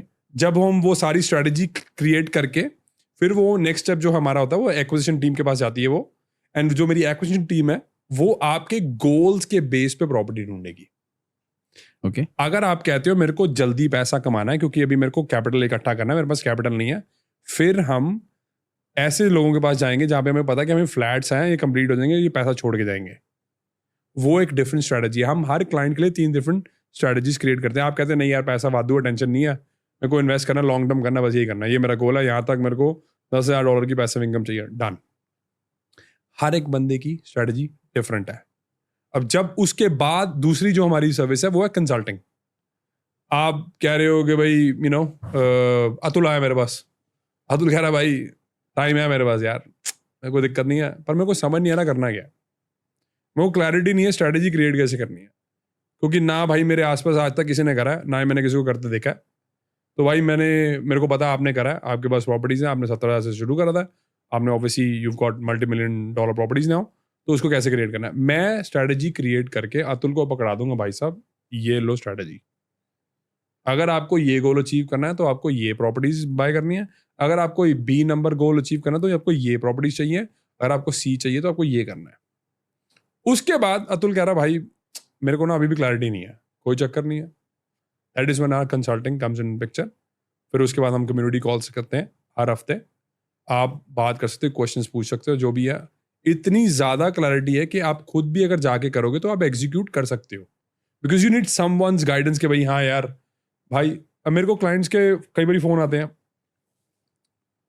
बहुत ज़्यादा हाई नेटवर्थ, मैं अगर नाम भी लेना शुरू कर दूंगा तो बहुत ज़्यादा विजिबल, वो दुबई के हैं, कुछ ऑस्ट्रेलिया के, तो मैं ज़्यादा प्राइवेसी रीजन के लिए हम नहीं करते, because we want to maintain their privacy. Absolutely. अब सबको एक्सेस नहीं ना मिलता मेरे फोन का, बहुत कम लोगों को मिलता है। तो we talking about very big numbers bro, बहुत ज़्यादा बिग नंबर्स। $139 मिलियन की होटल की बात कर रहे हैं, सिडनी में है, वो अभी नेगोशिएशन चल रही है। तो वो मेरे से पूछते हैं कि भाई ये मैं सोच रहा हूँ, ये मेरे को करना है, ये मेरा गोल है। So they want to multiply their money? हाँ, मल्टीप्लाई करना है, या उनको कह रहा है यार अब आज से 2 महीने पहले मेरे पास एक क्लाइंट आया, कह रहा भाई ये रहे $4 मिलियन, मेरे को 5 साल बाद 7% पे ग्रोथ करके मेरे को पैसा वापस कर दे, नो प्रॉब्लम। उसके बाद हम क्या करते हैं, हम उसको बोलेंगे भाई यहाँ पे साइन कर दियो, बस जहाँ पे हम तेरे को जो भी प्रॉपर्टी तेरे को लेके दे रहे हैं वहाँ पे साइन कर दियो, दैट्स इट। वो बिना देखे साइन करता है, उसको पता है कि मैंने उसको गोल क्लियर कर दिया, ये मेरे को बाकी अपने आप कर देगा। सो जब तक आप मेरे को गोल क्लियर करके नहीं दोगे मैं आपको कुछ नहीं हेल्प कर सकता। और ये कंसल्टिंग और done for you is 2 different options that we operate on. ये आप पे डिपेंड करता है भाई आपने कहाँ कौन सा ऑप्शन चूज करना है। आपका एक और क्वेश्चन ये था फार्म लैंड। मैंने आपको अभी ऑफ कैमरा एक फोटो और दिखाई थी कि फार्म लैंड का लोगों का खरीदने का, स्पेशली बिल गेट्स का और ये जो अमीर लोग हैं, इसलिए खरीदने हैं ताकि वो आपके फूड को कंट्रोल कर सकें। लैब ग्रोन मीट आ रहा है, लैब ग्रोन पनीर तो आपके इंडिया में चल ही रहा है भाई साहब, कंजम्पशन इतनी ज्यादा आपके पास है ही नहीं इतना पनीर यार। एक्चुअली पॉसिबल नहीं है ना कि पॉसिबल ही नहीं है। अब 40 रुपए के ब्रेड पकौड़े पे आप 80 रुपए का पनीर खिला रहे हो, इतना मोटा पीस रख रहे हो जो कि खुद वो 120 रुपए का है, कैसे काम चलेगा? That's what. तो वो यही कर रहे हैं, वो अपना खाना कंट्रोल करने की कोशिश कर रहे हैं, और खाने के बाद उनके हाथ में ऑलरेडी फार्मा है। भाई यूएस का सबसे तगड़ा जो कार्टेल है वो फार्मा है। जितनी लॉबिंग वो कांग्रेस में करते हैं ना, यूएस की कांग्रेस में, वो कोई नहीं करता। Right. So the point that I was trying to make is कि पहले कि अमीर लोग फार्मलैंड इसलिए खरीद रहे हैं क्योंकि उनका एक मैलिस रीजन है। अभी मैंने आपको ऑफ कैमरा भी दिखाया था कि भाई बिल गेट्स जो है और लोग भी, उनको सब पता है कि बिल गेट्स क्यों खरीद रहा है। सबसे ज्यादा फार्मलैंड जो है गवर्नमेंट के बाद बिल गेट्स के पास है। हाँ जी। और एक टेड टर्नर करके बंदा है जी, इन दोनों के पास सबसे ज्यादा लैंड है farmland. Bro this is called the crony part of the capitalism, जिससे मेरे को नफरत है। कैपिटलिज्म ने बहुत लोगों की दुनिया, बहुत लोगों की जिंदगी बहुत बढ़िया कर दिया। चाइना में जहाँ पे आज से 40 साल पहले कुछ भी नहीं था, चाइना देखो आग लगा के बैठा हुआ हर जगह। ये उन्होंने कैपिटलिज्म अप्लाई करा तब। सो कैपिटलिज्म का जो अच्छा पार्ट है वो हम मिस कर देते हैं। ये जो क्रोनी पार्ट है ना वो ये, जब आपका खाना जो है वो कंट्रोल करेंगे, लैब ग्रोन मीट, आपको लैब ग्रोन पनीर खिलाएंगे, उसमें क्या पता वो क्या है, कौन से केमिकल है, क्या पता आपका पेट डाइजेस्ट करेगा नहीं करेगा, उनको पता कि नहीं करेगा बाय द वे, उनको ऑलरेडी पता है, ताकि आप जैसे ही पेट आपका खराब हो या आपकी तबीयत खराब हो, फार्मा उनके ऑलरेडी हाथ में है। सबसे बड़ा ड्रग कार्टेल जो है ना यूएस का, वो फार्मा है भाई। सबसे ज्यादा पैसा जो स्पेंड होता है, इन्वेस्टिंग जो होती है, आप देखो जो फार्मा है उन्होंने सबसे ज्यादा एड डॉलर्स जो न्यूज चैनल के हैं ना, उन्होंने स्पेंड करा पिछले 40 साल में। ओके, सबसे ज्यादा। क्यों? क्योंकि भाई वो चाहते ही हैं कि आप बीमार हो। और सिर्फ पूरी दुनिया में 2 कंट्रीज हैं जहां पे आप दवाइयों की एड्स चला सकते हो। अच्छा, सिर्फ 2। क्योंकि इस बात पे सब अग्री करते हैं, हम ऑफ द कैमरा ऑलरेडी कर रहे थे कि आप जो देखते हो, जो सुनते हो, जो बोलते हो, वो अट्रैक्ट करते हो। यूएस और न्यूजीलैंड, ये सिर्फ 2 कंट्रीज हैं जहां पे आप खुले तरीके से फार्मा की या मेडिसिन की एड्स कर सकते हो, और बाकी पूरी दुनिया में ब्लॉक है। क्योंकि उनको पता है कि भाई अगर हम करेंगे और लोग देखेंगे तो यार ना भी बीमार हो ना, तो दिमाग में आ ही जाएगा, दिमाग में यार नहीं यार मेरा तो ना ठीक नहीं है। सो इसीलिए पूरी दुनिया में 2 है, और सबसे ज्यादा तगड़ा कार्टेल जो है वो वही है। सो इतना पनीर आप जो खा रहे हो यहाँ पे, वो मेरे को पता है कहाँ जा रहा है और आगे वो कहाँ निकलना है। ये जो crony part of the capitalism है, इससे मेरे को बहुत नफरत है। राइट। अभी हमारी थोड़ी देर पहले इसके ऊपर बात हो रही थी कि हमको प्रॉपर्टी को मल्टीप्लाई कैसे करना है। जी, आपने बोला कि जिसको एक गेम समझ में आता है उसको करना चाहिए, करेक्ट। जिसको नहीं समझ में आता है उसको नहीं करना चाहिए, नहीं करना चाहिए, उसे किसी को आउटसोर्स कर देना चाहिए जो उसके बिहाफ पे अच्छे डिसीजन ले पाए Correct. और उसको ग्रोथ दिला पाए। एब्सोल्युटली। बट अगर कोई इंसान इस चीज को करना चाहता है खुद से, जी, तो क्या उसके लिए कुछ सोल्यूशन है करेक्ट कि वो कैसे कर सकता है? भाई, बहुत जबरदस्त क्वेश्चन है। और ये जो कंसल्टिंग जो है, मैंने आई थिंक कंसल्टिंग हमें स्टार्ट करे कुछ 6 महीने हुए हैं। उससे पहले हम सिर्फ बाय करते थे प्रॉपर्टीज इन्वेस्टर्स के लिए। अब मेरे को समझ आया, क्योंकि मेरे को ना फिर आई वेंट बैक हिस्ट्री में। जो ग्रैम मेरा जो मेंटोर था, जो पहली मेरी 3 प्रॉपर्टीज थी मेरे को उसने लेके दी थी, एंड आई पेड हिम। क्यों? क्योंकि मैं बहुत फोकस था उस टाइम, मेरा 2 बिजनेस चल रहे थे। आई वाज वेरी फोकस कि भाई नहीं, मेरे को यही करना है, मेरे को अपना मोमेंटम खराब नहीं करना। भाई ये जो बंदा, जो मैं अभी बात बोलने वाला ना, जो भी बिजनेस ओनर है, जो भी बंदा अपनी जिंदगी के साथ कुछ करना चाहता है, ये सबसे इंपॉर्टेंट है बिजनेस ओनर्स के लिए। अगर आपके पास मोमेंटम है ना जिंदगी में, specially do with business, don't fuck it up seriously. क्योंकि जिंदगी में जब बिजनेस का मोमेंटम टूटता है ना भाई, बंदा जीरो हो जाता है। ये भी मेरे को बात ग्रैम ने समझाई थी, अपना उस पर फोकस कर, कोई प्रॉब्लम नहीं।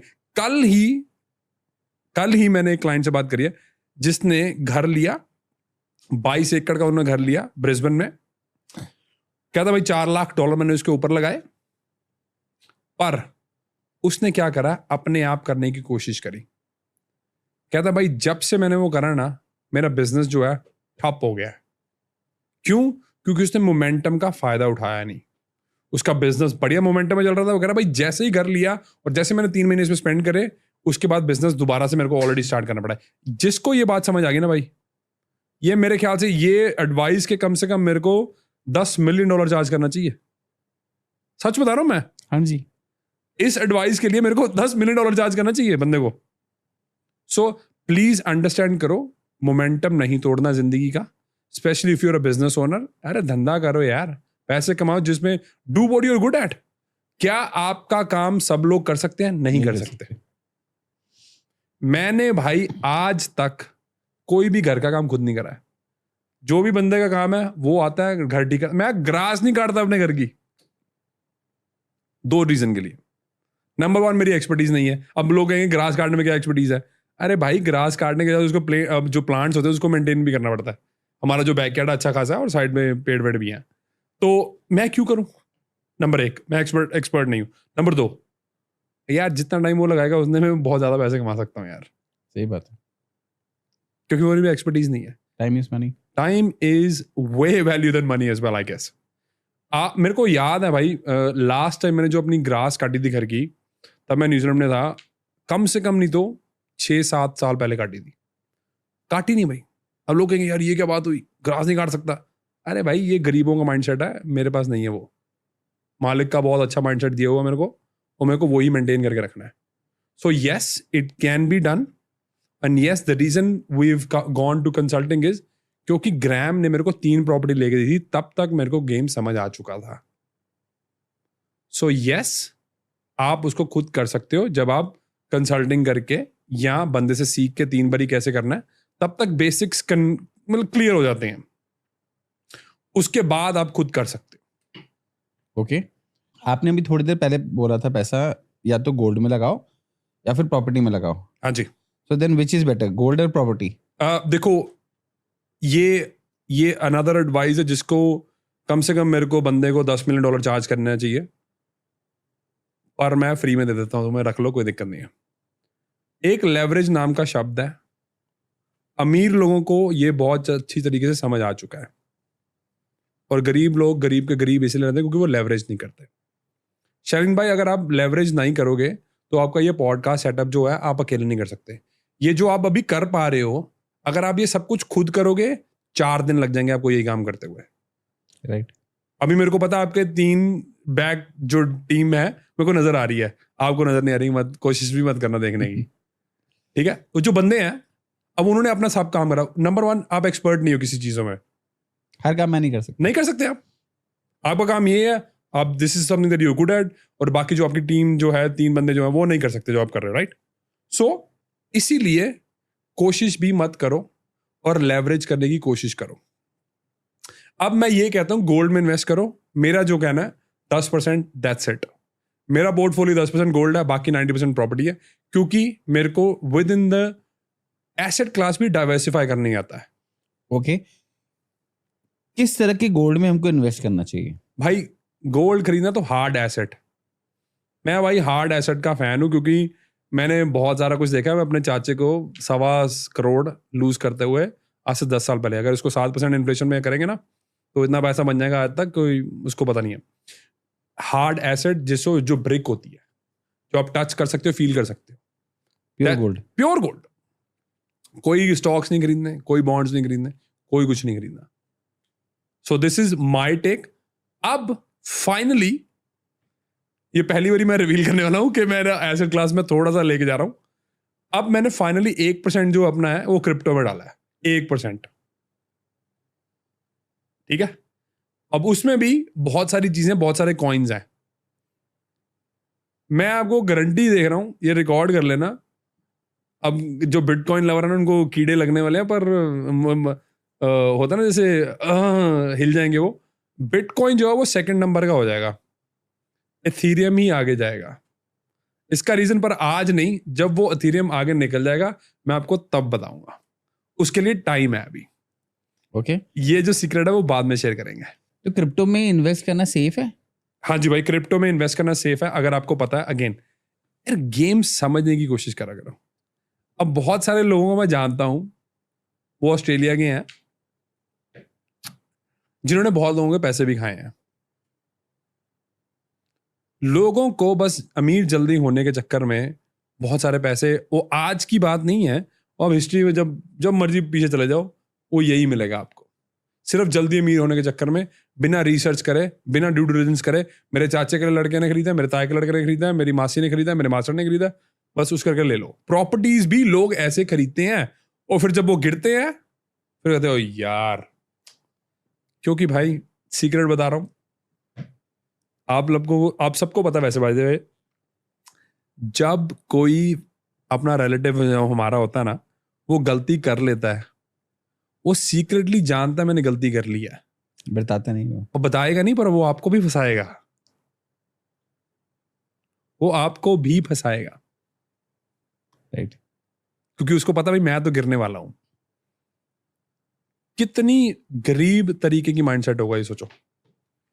अमीर लोग पता क्या करते हैं, यार हिलन भाई आपने यहां इन्वेस्ट करा था, पैसे बने, हाँ भाई आप भी करो, थोड़ा देख के करना, बढ़िया है, अगर आपको करना है तो फिर करो। वो आपकी इनफैक्ट हेल्प करेंगे। और जहां पे मैं गया था कॉन्फ्रेंस में, जहां पे मैं काफी कोशिश करता हूँ कि कम से कम मैं साल की 3 से 4 कॉन्फ्रेंसेस अटेंड करूँ, डिफरेंट तरीके की, डिफरेंट माइंडसेट की और डिफरेंट टॉपिक्स की। वहाँ पे जो बंदे आपको मिलते हैं उनका कैलिबर, उनका माइंडसेट जो होता है वो डिफरेंट होता है। कभी भी अगर आपको ग्रो करना है, अपने रिलेटिव्स को छोड़ दो, उनसे राय लेना बंद कर दो।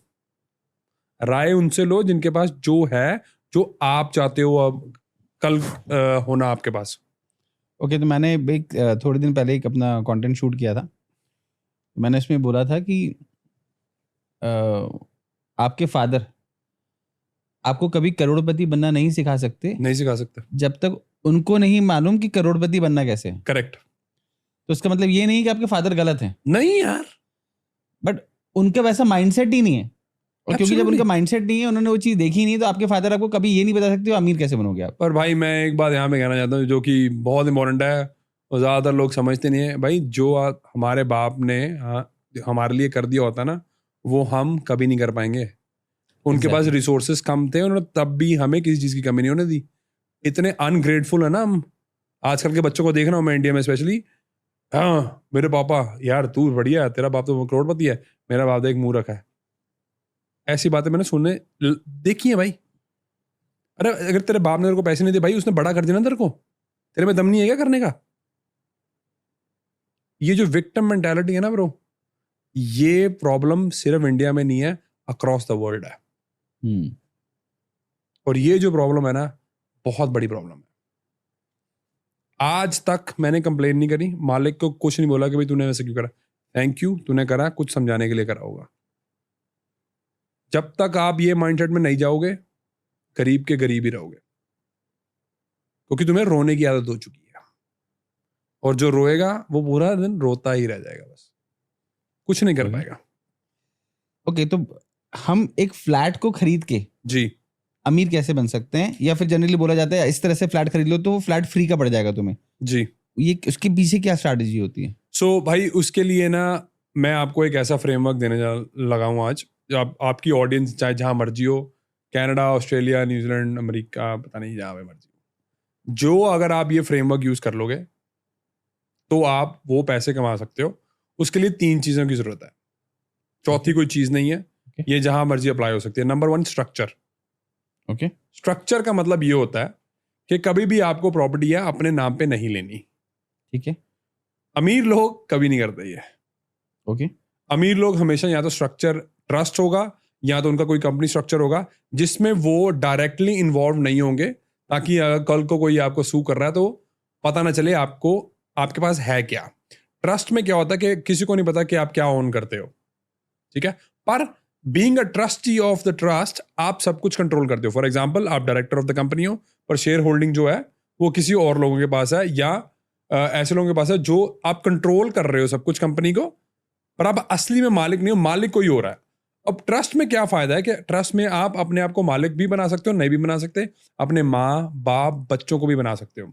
उसमें टैक्स बेनिफिट्स बहुत ज्यादा होते हैं। ट्रस्ट में पैसा बहुत घूम जाता है। अब मैं कैसे समझदारों को इशारा काफी है, ज्यादा समझाने की जरूरत नहीं है। Number 2, cash flow. ठीक है, अगर आपके पास कैश फ्लो नहीं है वो प्रॉपर्टी मेंटेन करने के लिए, आप कभी भी अपना प्रॉपर्टी पोर्टफोलियो रिटेन नहीं कर सकते हो। और ज्यादातर लोग और ज्यादातर फर्स्ट ईयर जो सिटीज हैं उनमें आपको कभी भी कैश फ्लो नहीं मिलेगा। सिडनी में भी 2-3% मिलता है, मेलबर्न में भी 3.4% है, ब्रिस्बेन में थोड़ा अभी 4.5% है, पर्थ में वही कम है। सो आपको कभी भी दिल्ली में भी नहीं मिलेगा, आपको बॉम्बे में नहीं मिलेगा, बैंगलोर में नहीं मिलेगा, क्योंकि आपको रेंटल यील्ड मिल ही नहीं सकता वहां पे। इसीलिए इट्स एक्चुअली एडवाइजेबल कि आप अपनी सेकंड ईयर सिटीज में भी जाके घर खरीद सकते हो।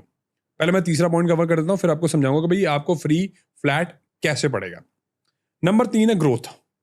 अब जब तक प्रॉपर्टी की ग्रोथ नहीं होगी तो आप उसको लेवरेज करके 1 से 2 से 3 से 4 से 5 नहीं बना सकते। मैंने 70,000 से 4 प्रॉपर्टियां ऐसी ही बनाई थी, जिसमें मैंने एक ली, पुरानी प्रॉपर्टी थी, उसको रेनोवेट करा, उसको रीफाइनेंस करा, उसकी वैल्यू ऊपर जा चुकी थी, जो उसका एक्स्ट्रा पैसा था उससे मैंने दूसरी प्रॉपर्टी खरीदी, उससे फिर तीसरी प्रॉपर्टी खरीदी, उससे फिर चौथी, फिर 5वीं, फिर 6वीं, फिर 7वीं, and go so on and so fourth.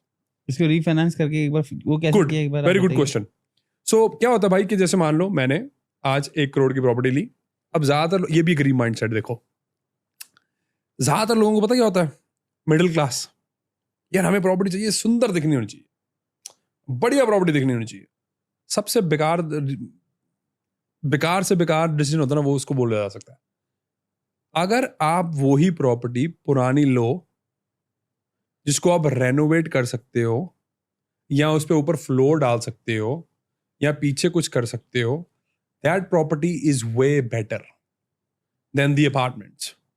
अब मैं आपको थोड़ा सा और एक्सप्लेन करता हूँ, क्योंकि मेरे को अच्छा लगता है ज़्यादा अच्छे तरीके से। मान लो आपने 1 करोड़ की प्रॉपर्टी ली, उसमें आपने 10 लाख रुपए लगाए। अब क्या होगा कि उसने आप प्रॉपर्टी को आपने रेनोवेट कर दिया, वो बेटर लुकिंग प्रॉपर्टी होगी, उसमें आपने वैल्यू ऐड कर दी, उस प्रॉपर्टी की वैल्यू ऊपर जाएगी, मान लो 1.5 करोड़ हो गया। अब जो आपने पहले 20% डिपॉजिट डाला था, अब आप बैंक के पास जा सकते हो, भाई अब इस प्रॉपर्टी की वैल्यू 1.5 करोड़ है, मेरा जो लोन है वो इतना है, मेरे को इसको इंक्रीज करके 80% पे लेके जाना है। और सिंपल कर देता हूं, मान लो आपकी 80 लाख की प्रॉपर्टी थी, सॉरी आपकी 60 लाख की प्रॉपर्टी थी, आपने 5 लाख लगाया, अब उसकी वैल्यू होगी 1 करोड़, ठीक है। अब 60 लाख पे आपने 20% डिपॉजिट करा, कितना होगा, 30 लाख हो, मतलब 30 के आसपास हो गया है ना, हाँ जी 20-25 जितना भी बनता है। हाँ जी। अभी कैलकुलेटर नहीं है, कमेंट मार देना अच्छे करना, थोड़ी हमारे एल्गोरिथम को हेल्प हो जाएगी, थैंक यू। एनीवेज, बात ये है कि उसका 20% हमने डिपॉजिट करा, वैल्यू इंक्रीज होगी। अब क्या होगा, जो भी आपका लोन है ना एग्जिस्टिंग, उस पे आप 20 लाख का और लोन ऐड कर सकते हो, वो पैसा निकाल के आप एक और प्रॉपर्टी खरीद सकते हो। ओके, तो हम वो ऐड करके बैंक से ही वापस ले सकते हैं। करेक्ट। ये गेम जिसको समझ आ गई ना भाई, ऐसे मैंने पैसे बनाए हैं, ऐसे हमारे क्लाइंट्स बनाते हैं, पर ये हम अब करते हैं बहुत ऊपर के लेवल पे। होटल्स भी ऐसे होते हैं।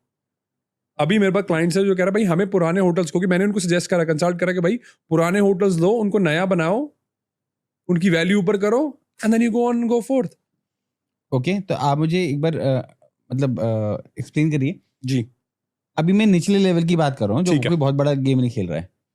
फॉर एन एग्जाम्पल, आज की तारीख में भले जो मिडिल क्लास लोग हैं वो बहुत बड़ा घर अफोर्ड नहीं कर पाते हैं, तो वो क्या करते हैं, फ्लैट्स लेते हैं, राइट।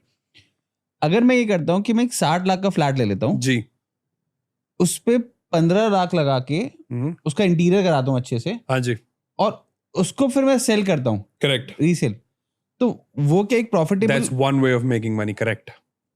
ऐसे मैं इसको प्रॉपर्टी फ्लिपिंग बोलते हैं हम, ओके, कि भाई पुराना फ्लैट लिया, उसमें पैसे ऐड करे, वैल्यू ऐड करी, सुंदर बनाया, फिर जो नया जो नेक्स्ट गरीब बंदा होगा माइंडसेट का, वो खरीद लेगा। Exactly the way that you can make money. जो स्पेशली फर्स्ट होम बायर्स होते हैं, जो इमोशनल होते हैं, वो यही करते हैं।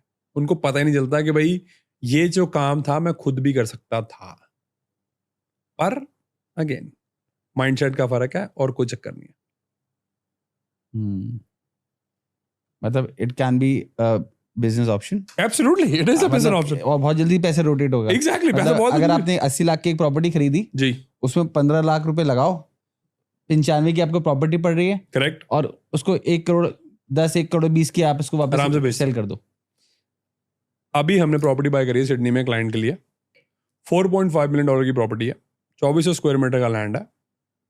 उसको हमने कुछ नहीं करा, उसको हमने सिर्फ काउंसिल के पास गए, 7 घरों का अप्रूवल लिया। अगर हम चाहें तो उसको ऐसे ही बेच सकते हैं अप्रूवल के बिना, सॉरी बिना घर बनाए हुए, और उसको आराम से भाई को $7 मिलियन मिल जाएंगे। तो उन्होंने पैसा खर्च करा कंसल्टिंग करने के लिए, जो बंदे हायर करे, आर्किटेक्ट, प्लानर्स, टाउन प्लानर्स, ये सब कुछ हायर करा, सर्वेयर, जो भी जिनकी भी कंसल्टेंट्स की जरूरत थी, उन्होंने अप्रूवल लेके दिया। अब अप्रूव्ड है, आप उसको इंडिविजुअली भी बेच सकते हो। वो $2 मिलियन बिना कुछ करे बना सकता है। अब सबसे पंच लाइन इसमें यह है कि हमने उनको 18 महीने की सेटलमेंट लेके दी थी। What do I mean by that? आज प्रॉपर्टी का मैंने बयाना कर दिया, हम कह रहे हैं भाई हम आपको पैसे देंगे 18 महीने बाद, पर उनसे अर्ली एक्सेस ले रहे कि भाई हम अपने बंदे भेजेंगे जस्ट टू मेक श्योर कि हमें जो भी कैलकुलेट करना है वो कर सकते हैं, ताकि अगर हमने बेचनी है तो हम बेच भी सकें। बाय द टाइम 18 महीने तक उन्होंने कोई पैसा नहीं खर्चा अभी तक, सिर्फ वही पैसा इन्वेस्ट करा जो उनको चाहिए था अप्रूवल लेने के लिए, 7 घर बनाने के लिए। वो अप्रूवल लेके सिर्फ जो 2 प्रोसेस और करके अगर वो ऐसे बेचते हैं 7 मिलियन का बेच सकते हैं। दैट मीन्स $2 मिलियन वो कमा सकते हैं बिना कुछ किए। हम्म, कोई मॉर्गेज नहीं पे करी उन्होंने, बाय द वे। ये थोड़ा सा भी इंडिया में टफ है एग्जैक्टली इसको रेप्लिका करने के लिए। ऐसा नहीं है, ओके, हो सकता है। तो इंडिया में प्रॉपर्टी खरीदे बिना उसको पैसे में कैसे मल्टीप्लाई कर सकता हूँ? सो ऐसा हो रहा भाई ऑलरेडी। कैसे हो रहा है? आप वही करो जो मैं कह रहा हूँ, डिलेड सेटलमेंट लो, उसको डिलेड सेटलमेंट हम बोलते हैं, या बयाना दे दिया 18 महीने बाद तेरे को बाकी पैसे। अभी भी हो रहा है, फ्लैट्स ऐसे तो बिकते हैं, फ्लैट्स की जो वैल्यू इंक्रीज होती है वो ऐसी तो होती है। ओके, क्योंकि बयाना दे देते हैं, और बयाना से क्या होता है कि भाई आपने पैसे दे दिए, बैंक वाले अब उनको लोन दे देते हैं, उनको फाइनेंस मिल जाता है, क्योंकि उनको एक अश्योरेंस चाहिए होती है बैंक या लेंडर को कि भाई हाँ इसके पास इतने इतने घर ऑलरेडी बेच दिए हैं, तो हम इसको फाइनेंस देते हैं, तो ये ताकि ये बना सके। ये होता है, यहाँ पे भी हो रहा है, पर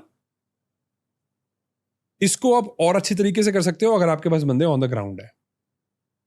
क्योंकि भाई हमारे पास ऐसे ऐसे क्लाइंट्स आते हैं जो दिखाना नहीं चाहते भाई हमने घर बेचना है, क्योंकि कुछ प्रॉब्लम है, बिजनेस ठप हो रहा है, कैश फ्लो चाहिए, या डाइवोर्स हो रहा है, बहुत सारी सिचुएशंस होती हैं जिसमें वो बंदा कहता है भाई मेरे को घर बेचना है। हमारे पास बहुत सारी ऑफ मार्केट डील्स आती हैं। What do I mean by that? अब जैसे ऑफ मार्केट डील का मतलब कि भाई आप कह रहे हो कि भाई मेरे को घर बेचना है, पर यार मेरे को ना, आप अल्ट्रा एच एन आई हो वगैरह, यार मेरे को ना ये सिर खपाई नहीं चाहिए, आई एम प्रीटी श्योर तुम्हारे पास क्लाइंट्स हैं जो मेरा घर खरीद लेंगे, कैन यू सेल इट? मतलब आप क्या उनको दिखा सकते हो? Yes, done. ऑफ मार्केट मतलब वो कभी ऑनलाइन मार्केट पे जाएगा ही नहीं, राइट। आएगा ही नहीं वो घर। हमारे पास ऐसी प्रॉपर्टीज रोज आती है। तो ऐसे ही I am pretty sure it can be replicated, but again game को समझना जरूरी है। गेम को जब तक समझोगे नहीं, प्ले नहीं कर पाओगे तो फिर आप फिर गेम को ब्लेम करते हो। आपने पूछा था क्वेश्चन कि भाई घर कैसे फ्री हो किया जा सकता है, राइट, बिना कुछ करे। हाँ जी। उसमें भाई आपको ना कैश फ्लो मेंटेन करके चलना पड़ेगा, उसके बिना आप नहीं कर पाओगे। फॉर एग्जांपल, अगर मैं होऊंगा तो मैं ये करूंगा, मैं सेकंड टियर सिटी में लैंड लूंगा, लैंड लेके 4 फ्लोर बनाऊंगा। अब 4 फ्लोर का क्या होगा, मेरी जो रेंटल इनकम है ना, वो ऑलमोस्ट जो सारा उसका रेंट होगा ना, वो मॉर्गेज होगी या उसका जो भी लोन होगा, घर का होम लोन होगा, वो ऑलमोस्ट सारा कंप्लीट अपने आप पे ऑफ कर देगा। हो सकता है कि पहले 1.5 से 2 साल मेरे को थोड़े से पैसे जेब में से डालने पड़ेंगे, पर उसके बाद usually property cash flow positive होनी शुरू हो जाती है। अरे उसका मतलब जो आपने क्वेश्चन पूछा था उसका आंसर यही है कि आपको पहले 1.5 से 2 साल तो अपने जेब में से डालना ही पड़ेगा। ऐसा कहीं पे भी ऑलमोस्ट इम्पॉसिबल ही है इंडिया में करना। यस होगा, ऐसा तो नहीं, एक्सेप्शंस नहीं होंगे, पर फिर आपको वो लास्ट पार्ट नहीं मिलेगा जो ग्रोथ है, क्योंकि आप बिल्कुल भी 3rd टियर सिटीज में नहीं ना जा सकते। 3rd टियर सिटीज में गए तो फिर आपको ग्रोथ नहीं मिलेगा, तो आप नेक्स्ट प्रॉपर्टी नहीं खरीद सकते। तो इस करके ये this is something that I would do. अगर मेरे को अभी करना है तो मेरे को चाहिए कि भाई मेरा जो घर है वो अपने आप पे ऑफ हो और मैं अपने ज्यादा सिर कपाई ना करूं, तो 1.5 से 2 साल तो आपको पे करना ही पड़ेगा थोड़ा बहुत। ओके, ठीक है। तो हमारे इंडिया में जो मेजर पॉपुलेशन है वो एक मिडिल क्लास इंसान की है जी, राइट। तो अगर एक मिडिल क्लास इंसान को प्रॉपर्टी में इन्वेस्ट करना है तो उसको कैसे वाइजली इन्वेस्ट करना चाहिए? पहले तो गरीब माइंडसेट छोड़ना पड़ेगा भाई उनको। ओके, क्योंकि मिडिल क्लास माइंडसेट डिफरेंट होता है और अमीरों का माइंडसेट डिफरेंट होता है। ठीक है। मिडिल क्लास माइंडसेट ये है कि भाई मैं दिल्ली में रहता हूँ, मेरे को बस इधर ही घर चाहिए, कोई मतलब नहीं है मेरा इन्वेस्टमेंट कितना आएगा, मेरा आरओआई क्या है, मेरी ग्रोथ कितनी होगी, कोई मतलब नहीं है। जो अमीर माइंडसेट होता है वो कहता है यार मेरे को ना पैसा बनना चाहिए भाई, आई डोंट केयर बैंगलोर में, आई डोंट केयर पंजाब में, आई डोंट केयर गुड़गांव में, Noida, I just don't care, मेरे को पैसा बनना चाहिए। जब तक आप वो माइंडसेट नहीं छोड़ोगे तो आप गरीब के गरीब और मिडिल क्लास के मिडिल क्लास ही रह जाओगे। ठीक है। और कोई तरीका नहीं है। सो सबसे पहले आपको वो छोड़ना पड़ेगा। जब आप वो छोड़ दोगे आप ऑलरेडी माइंडसेट अमीर वाले हो चुके हो, और उसका जो मैनिफेस्टेशन है ना होना, वो तय है। ओके, बस कब होना है वो थोड़ा सा टाइम लगेगा, क्योंकि वो माइंडसेट ही बहुत डिफरेंट है भाई। उसको बंदे को ऑलरेडी पता है कि भाई मैं अमीर होने वाला हूं, बस it's just a matter of time. और जब वो बंदे माइंडसेट में बंदा इन्वेस्ट करता ना, वो एक डिफरेंट माइंडसेट है। वो कहेगा यार आई डोंट केयर भाई, पैसा बनना चाहिए। आप इन्वेस्ट क्यों करते हो? पैसे ग्रो करने के लिए। कोई भी बंदा कोई इन्वेस्ट क्यों करता है? पैसे ग्रो करने के लिए। करेक्ट। इतनी यार गुज्जू भाई होंगे ना, मैं बहुत प्यार करता हूं यार। इतने प्रैक्टिकल, इतने अनइमोशनल बंदे नहीं देखे। जहां पे उनकी तारीफ करनी बनती है ना वहां पे बनती है भाई। इतने अनइमोशनल बंदे मैंने देखे नहीं पैसे को लेके। कह रहा भाई पैसा बनना चाहिए, इसलिए गुज्जू भाइयों की ना रिस्पेक्ट बनती है। अच्छा ये यहां पे नहीं, ऑस्ट्रेलिया में भी ऐसे करते हैं वो, अरे न्यूजीलैंड में भी ऐसे करते हैं वो, अमेरिका में भी ऐसे करते हैं भाई। अमेरिका में आज से 1970s में एक गुज्जू फैमिली थी, गुज्जू फैमिली यूजुअली बड़ी होती है भाई। उन्होंने क्या करा, उन्होंने ना आउटसाइड द सिटी जाके मोटर्स खरीदे और वहां पे जो चलाने वाले थे ना वो सारे गोरे थे, लेजी थे, नौकरी वाले थे। इन्होंने क्या करा कि सब बंदों ने, एक फैमिली गई, एक मोटर संभाला, खुद रह रहे थे, खुद ही सारा काम कर रहे थे, उस करके उनकी कॉस्ट जो थी बिल्कुल नथिंग थी।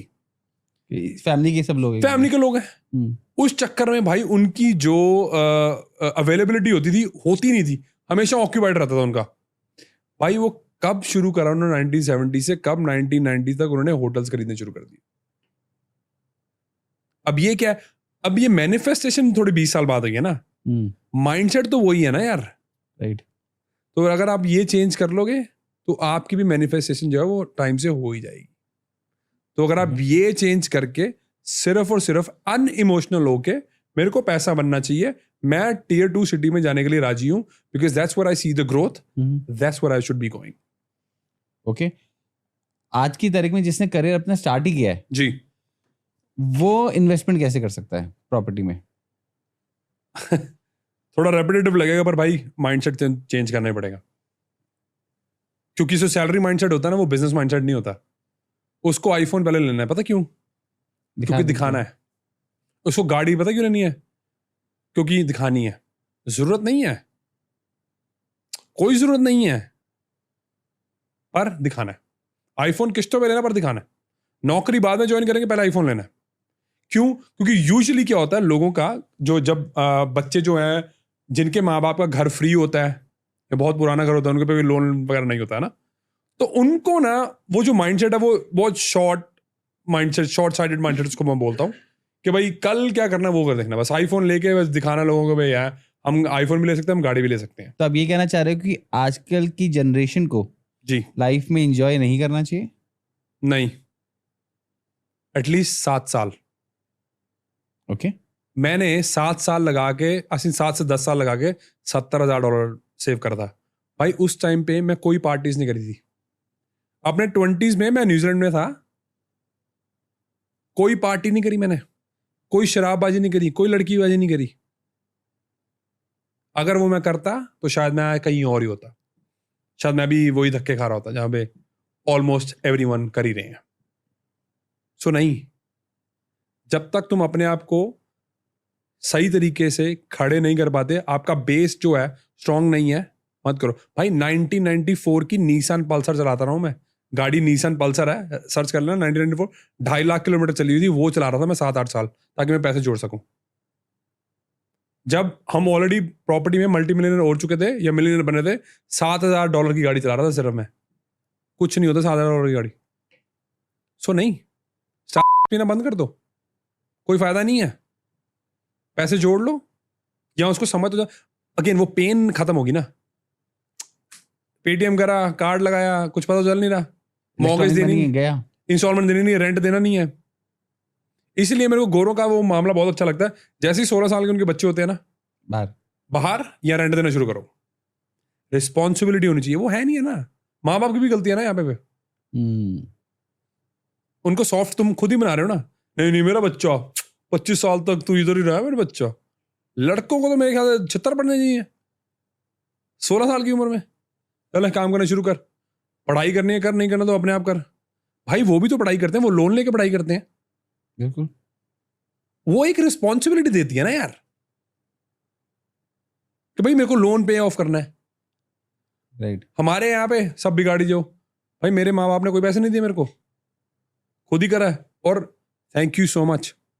नेगेटिव तरीके में नहीं है ये, पॉजिटिव तरीका है। आई एम सो ग्लैड कि हम ऑलमोस्ट बैंकक्रप्ट थे जब मैं 18 साल का था। अगर मेरे को पैसे देते तो शायद मैं कुछ और ही होता। क्योंकि रिस्पॉन्सिबिलिटी लेनी पड़ी ना मेरे को यार अपने। एग्जैक्टली। यार मेरे घर पे पैसे नहीं है, मेरे को बाहर जाना, काम करना है, काम करने के बाद भाई मेरे को अपनी फैमिली को सपोर्ट करना है। इट्स अ वेरी, आपको मैच्योर कर देता है यार। अभी जो मैं बोलने वाला हूँ ना इतना कंट्रोवर्शियल है, पर मैं चाहता हूँ वो हो जाए। मेरे को लगता है कई लोगों के ना बाप जल्दी मर जाने चाहिए। पता क्यों? क्योंकि उनकी रिस्पॉन्सिबिलिटी आ जाएगी फिर, क्योंकि वो अपने बाप के सिर पे ना कभी रिस्पॉन्सिबल होते ही नहीं है, वो बच्चे के बच्चे ही रह जाते हैं। अब ये बहुत लोगों को चुभेगी ये बात, पर ये मेरा पर्सपेक्टिव समझेंगे नहीं, and that's okay, I don't care. सबको मैंने समझाने आया भी नहीं हूं। ये सिर्फ और सिर्फ पॉडकास्ट है, बहुत कम लोगों के लिए। आई थिंक 1 से 2% लोगों के लिए, ये सबके लिए है भी नहीं है। राइट। अभी हमारी बात हो रही थी कि ठीक है, हमको बहुत अर्ली एज पे स्टार्ट कर देना चाहिए। एब्सोल्युटली, एक राइट टाइम का वेट नहीं करना चाहिए। बिल्कुल नहीं बट अर्ली एज पे हमारे पास क्योंकि कैपिटल बहुत ज्यादा नहीं होता है, जी। हम या तो थोड़ा अपनी सेविंग यूज कर लेते हैं, कभी कभी माँ बाप से भी बोरो कर लेते हैं पैसा एक प्रॉपर्टी लेने के लिए, जी और फिर लास्ट ऑप्शन हमारे पास बचता है लोन का। जी तो क्या लोन से प्रॉपर्टी खरीदना जी इज अ वाइज डिसीजन? गरीब लोग सोचते हैं नहीं, अमीर लोग सोचते हैं एब्सोल्युटली यस। ओके। लेवरेज का मैंने मेंशन करा था पहले। अब आप क्या कर रहे हो, आपके पास 20% आपने इकट्ठा कर लिया, मान लो पापा से ले लिया, माँ बाप से लिया, सेविंग से, यहां पे अच्छी बात है। I don't want to mention that's amazing. कभी आप जो कर रहे हो, इन्वेस्टमेंट कर रहे हो, अच्छा करोगे, प्रॉपर्टी लोगे। लेवरेज का क्या मतलब है? अब तो अगर आप वेट करते रहे, अब बाकी 80% की पूरी जिंदगी निकल जाएगी, सेव नहीं कर पाओगे। यहां पे आपको बैंक को लेवरेज करना है। 2 रीजन है। लेवरेज के बिना आप ग्रो नहीं करते हो, ग्रो नहीं करते हो। गूगल के पास $100 बिलियन कैश पड़ा हुआ है, वो फिर भी लोन ले रहे हैं। क्यों? अपना कैपिटल सेव करने के लिए, दूसरा उस बोरोड मनी को और मल्टीप्लाई करके उससे पैसा अर्न करने के लिए। That's one thing. The second thing, अमीर लोग समझते हैं कि जो इन्फ्लेशन है वो मेरा पैसा खा रहा है। अब भाई ये जो मैं बोलने वाला हूँ, अगर ये तुमने समझ लिया ना, शायद तुम्हारी जिंदगी में कुछ चेंज आ जाएगा। शायद सिर्फ और सिर्फ इन्फ्लेशन जो है वो आपके पैसे पे, जो आपकी सेविंग्स है उस पे काम नहीं करती, जो आपका डेट है उस पे भी काम करती है वो। और यहाँ किसी का ध्यान जाता ही नहीं है। अरे गरीब माइंडसेट है ना ब्रो। जो आप 1 लाख रुपए का आज लोन ले रहे हो, या $1 लाख का आज लोन ले रहे हो, 7% इन्फ्लेशन इंडिया में है भाई, वो अगले साल 93 रह जाएगा। अमीर लोग ये समझते हैं, बहुत स्लोली बोला ये पार्ट मैंने जान के। जो अगर आप ये समझ लोगे, जिंदगी में सुखी हो जाओगे। बड़ा सिंपल पॉइंट है, पर समझ नहीं आना इनको। फिर कहते हैं भाई ये क्या बकवास बाजी है, फ्लैट नहीं लेना, ये नहीं करना। नहीं, आपके लिए नहीं है, मत करो, कमेंट करो, बस थोड़ा एल्गोरिथम बढ़ाओ, थैंक यू, और टाटा बाय बाय करो। बहुत सिंपल है भाई। सो यस, 100% उनको लेवरेज करना चाहिए बैंक को। बैंक को बिना लेवरेज करा आप पैसे नहीं बना सकते। अमीर लोग ऐसे पैसे बनाते हैं। अब यार एप्पल के पास इतना पैसा पड़ा कैश, वो फिर भी लोन ले रहे हैं यार, right. Because they understand the game. Tax benefits भी मिलते हैं उनको। ओके। इंडिया में भी आप क्लेम कर सकते हो। आप अकाउंटेंट के पास कभी बैठो, कोई पूछा तो वो उनसे, अगर आप होम लोन भी है उसका भी आप कुछ पोर्शन आपको टैक्स में बेनिफिट मिलता है। पर अरे हम क्यों करेंगे भाई, हमें नहीं करना, हमें बस फ्लैट ले दो, छुट्टी करो हमारी। गुड़गांव, दिल्ली, जी मुंबई, जी बैंगलोर, हैदराबाद, जी आप बोलते हो यहाँ पे प्रॉपर्टी मत लो और 2 टायर सिटी में जाके लो। एब्सोल्युटली। ऐसा क्यों? क्योंकि वहां पे ग्रोथ के चांसेस ज्यादा है। कैसे? गुड़गांव में कितना सैचुरेशन है, कितना और ले जाओगे यार ऊपर? 4 करोड़ का 10 करोड़ तो हो गया। क्या चाहिए और? वो क्यों हुआ, पर इनको ये भी समझ नहीं आया अभी तक। समझ ही नहीं आया अभी क्यों हुआ। कोरोना के टाइम पे वेस्टर्न कंट्रीज ने दबा के पैसे प्रिंट करे थे। प्रिंट करने के बाद पैसे की डिसबेसमेंट होती है, मतलब आपकी वैल्यू जो करेंसी है उसकी गिरती रहती है, क्योंकि आप प्रिंट कर रहे हो। अब जो घर हैं वो महंगे नहीं हुए हैं। ओके। महंगाई बढ़ा दी गई है। एग्जैक्टली, आपके करेंसी की वैल्यू गिर गई है। इतना इंपॉर्टेंट पॉइंट है ब्रो, ये समझ नहीं आता, पर क्या करूं मैं। ज्यादातर लोगों, आई थिंक 95% लोगों को कुछ नहीं पता, ये कोई आइडिया नहीं है। वो लगते हैं महंगाई होगी, महंगाई नहीं हुई है भाई साहब। आपकी जो नोट की वैल्यू है ना 100 रुपए, वो 90 रुपए रहती है, अगले साल और गिरती है, अगले साल और गिरती है। और ये जो हवाला होता है ना इंडिया से, जो ये पैसा सब जा रहा है, ये आपकी और वैल्यू गिराता है।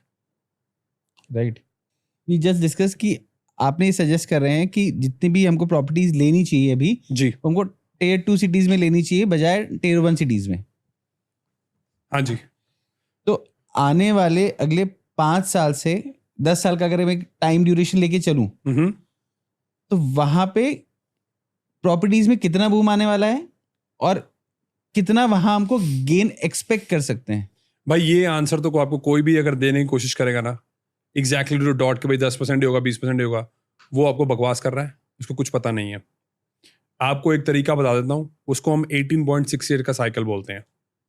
ओके, जिस बंदे को ये साइकिल का समझ आ जाएगा और वो इसको अप्लाई करने की कोशिश करेगा, वो जिंदगी में बहुत कुछ कर सकता है। क्योंकि किसी को नहीं पता भाई, मार्केट डिक्टेट करती है।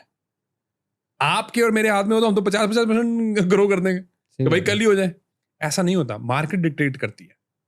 तो अगर आप मेरे से पूछ रहे हो कि एग्जैक्ट नंबर दे दूं, कोई नहीं दे सकता। और अगर आपको कोई कह रहा है मैं दे दूंगा, तो वो आपको तो पागल बना रहा है, तो उसको पता नहीं वो कर क्या रहा है। देखो 18.6 ईयर एक साइकिल होता है, इसलिए मैं अलग अलग सिटीज में प्रॉपर्टीज बाय करता हूँ, क्योंकि हर एक अलग सिटी का अलग साइकिल होता है। कई जैसे न्यूजीलैंड जो कंट्री है वो छोटी है, उसमें वो एक जैसे ही अप्लाई हो जाता है। बट राइट नाउ अभी क्या चल रहा है कि अभी पर्थ, एडिलेड और अपना ब्रिस्बेन जो है ये बहुत ज्यादा बूम कर रहे हैं। सिडनी और मेलबर्न अभी नहीं कर रहा, वहां पे एंटी एक जगह है वो भी नहीं कर रही। सो 18.6 साइकिल में क्या होता है कि पहले 7 साल बूम होता है 0 to 7, मतलब प्रॉपर्टी का प्राइस बहुत स्पीडली हाई हाँ हो जी, जाएगा। स्पीडली ऊपर जाएगा। ठीक है, उससे पहले भी आपको कैसे आइडेंटिफाई करना है आप कहाँ पे हो साइकिल में, बड़ा इंपॉर्टेंट है। अगर आपको पता है कि इंटरेस्ट रेट ऊपर जा चुके हैं, अब इंटरेस्ट रेट कट होना शुरू हो गए हैं, या इंटरेस्ट रेट स्टेबल हो चुके हैं, जो आरबीआई है या जो रिजर्व बैंक ऑफ इंडिया है वो आरबीआई है जो नहीं इंक्रीज कर रही है, नहीं डिक्रीज कर रही, तो समझ लो कि आपके साइकिल का आपको पता चल जाता है कहाँ पे खड़ा है। ओके, जब आपका इंटरेस्ट रेट ऊपर जाने बंद हो गए, दैट मीन्स कि आप very close to the end of the cycle, या it's a beginning of the new cycle. तो ये वहां से स्टार्ट हो जाएगा। ओके, ठीक है, जैसे पहले 7 साल ऊपर जाएगी सब चीजें, फिर 2 साल का डिप्रेशन या स्टैग्नेशन, फिर 7 साल ऊपर, फिर 2 साल, फिर 2 साल का स्टैग्नेशन, रिसेशन, फिर हम उसको बोलते हैं विनर्स कर्स। मतलब लास्ट वाला जो पीरियड होता है। लास्ट का तो 2 साल होते हैं, वो बहुत इंपॉर्टेंट होते हैं।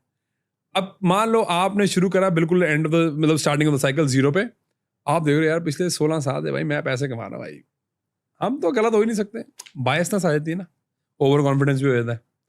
वो जो विनर्स कर्स है ना, उसमें लोग वही मरते हैं जो शुरू से स्टार्ट किए होते हैं, क्योंकि उनको लगता है यार अब तो गिरना ही नहीं है, अब तो भाई ऊपर ही जाना है। अब क्या हुआ अर्ली 2025 में स्टॉक मार्केट का हाल देखा ना हमने, क्योंकि लोगों को लग रहा था बिजनेस तो भाई अब तो नहीं, अब नहीं रुकना, अब तो भाई चलता रहेगा, या second half will be better, मेरे को पता क्यों होगा, पर वो फिर कभी सही, मैं क्योंकि इंटरेस्ट रखता हूँ इस सब चीज़ों में। बट यस, जो ये पैटर्न समझ लेगा, कुछ किताबों के नाम भी मैं बताने वाला हूँ, रे डालियो ये सारी किताबें पढ़ो, बहुत अच्छा आपको फ्रेमवर्क मिल जाएगा।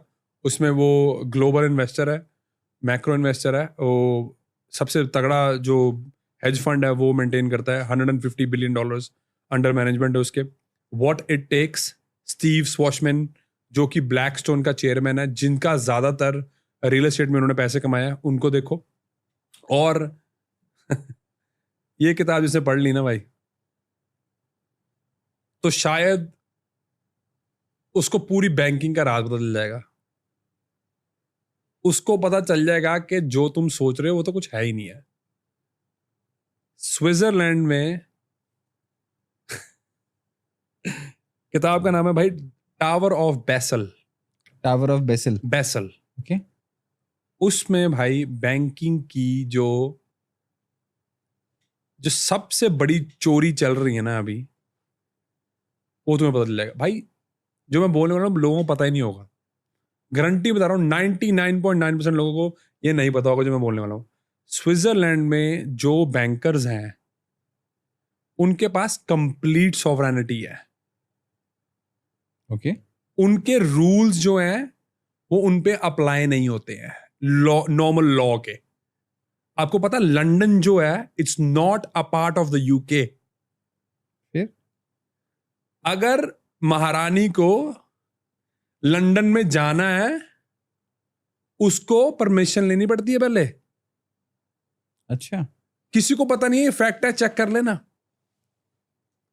इंटरनेशनल वाटर्स पे लंदन है, इसीलिए जो कुछ लोग इंडिया से भाग के गए हैं वहां पे, या कुछ बिजनेसमैन वो वहां पे है, उनको टच इसीलिए नहीं किया जा सकता। न्यूयॉर्क इंटरनेशनल वाटर्स पे है, उनके लॉज जो है डिफरेंट है, पर स्विट्जरलैंड के सबका बाप है वो। टावर ऑफ बैसल, जिसने ये किताब पढ़ ली ना उसको सब बदल जाएगा। टावर ऑफ क्या क्या बताओ यार, एक पॉडकास्ट बहुत कम हो जाएगा भाई। बताइए बताइए। 5-6 पॉडकास्ट चाहिए। बहुत सारी चीजें हैं। साथ साथ बहुत सारी हम प्रॉपर्टी पे तो डिस्कस कर रहे हैं, बट प्रॉपर्टीज के साथ साथ मिली जुली और भी बहुत सारी इन्फॉर्मेशन मिलती भाई जा रही है। इसीलिए तो मैं कह रहा हूँ गेम समझने की कोशिश करो ना। और मेरे को समझ आ गई है भाई गेम क्या है। मतलब अगर आपको गेम समझ में आ जाए तो बहुत स्पीडली आप पैसा बना सकते हो। स्पीडली पैसा बना सकते हो। एक बात है, आप स्टूपिड मिस्टेक नहीं करोगे। वो तो चाहते हैं भाई मिडिल क्लास क्रश हो जाए, उन्होंने मिडिल क्लास तो खत्म ही कर देनी है यार। राइट। पता ही नहीं है, मिडिल क्लास उन्होंने खत्म कर देनी है। वो CDDCs क्यों ला रहे हैं? CDDC सेंट्रल बैंक की जो डिजिटल करेंसी है वो क्यों ला के आ रहे हैं? जब वो चाहेंगे तब आप पैसे खर्च करोगे। एक्सट्रीम कंट्रोल है। बहुत बड़े बड़े माइंड बैठे हैं ऊपर जो आपको कंट्रोल कर रहे हैं। ये जो मैं बोल रहा हूं ना आज, ये तो समझ ही नहीं भाई लोगों को। 99.9% कुछ नहीं पता भाई उनको। क्यों? क्योंकि वो रोज की भाग दौड़ में लगे भाग दौड़ में लगे हुए बस। राइट। तो आज तक आपने सबसे महंगी प्रॉपर्टी या ऐसी कौन सी महंगी चीज खरीदी जिसने आपको ये सारी चीज समझाई, अंडरस्टैंड करवाई, सिखाई? भाई ऐसी कोई एक चीज नहीं है। ओके। बट मैं ये बता दूं कि अभी के लिए मैं एक होटल जो है वो नेगोशिएट कर रहा हूँ जो कि $139 मिलियन का है। But I am really glad कि जो मेरी स्टार्टिंग हुई थी वो बहुत छोटे से हुई थी, क्योंकि जो समझ आपको वहां से मिलती है वो आप एकदम से $139 मिलियन के होटल पे पहुंच के नहीं मिल सकती, क्योंकि वो आपको समझ टाइम से ही आती है।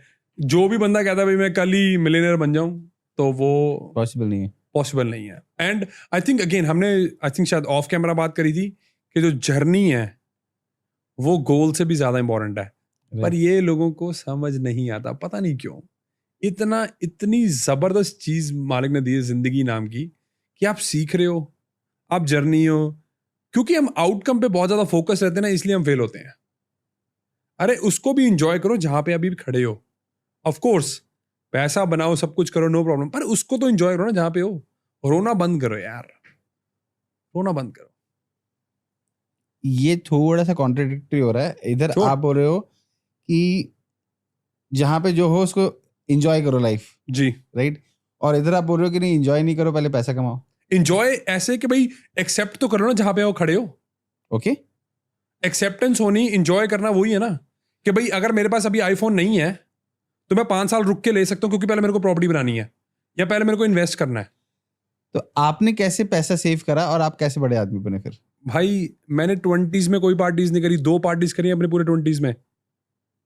मैं न्यूजीलैंड रहता था। आपने पैसा सेव कैसे करते थे आप? एग्जैक्टली बहुत कम खर्च के, स्टारबक्स ना पी के। उस पैसे को आपने कैसे इन्वेस्ट किया और कैसे बढ़ाया? उस पैसे को भाई फिर मैंने वैसे इन्वेस्ट करा जैसे मैं अभी बता रहा हूँ। मैंने पुरानी प्रॉपर्टीज ली, उनको रेनोवेट करा, उनको रीफाइनेंस करा, उनसे जो एक्स्ट्रा पैसा बना के वैल्यू ऐड करके वो निकाला, फिर दूसरी प्रॉपर्टी पे। ऐसे मैंने सिंपल प्रोसेस फॉलो करके 18 महीने में 4 प्रॉपर्टियां खरीदी थी, सिर्फ 70,000 से, गेम समझने के बाद। ओके। अभी ही मैंने ख़त्म करा है पॉडकास्ट शलीन जी के साथ। So I had a very good podcast, बहुत मज़ा आया। It's been an absolute pleasure. Thank you so much for having me. So thank you so much for coming sir. Thank you.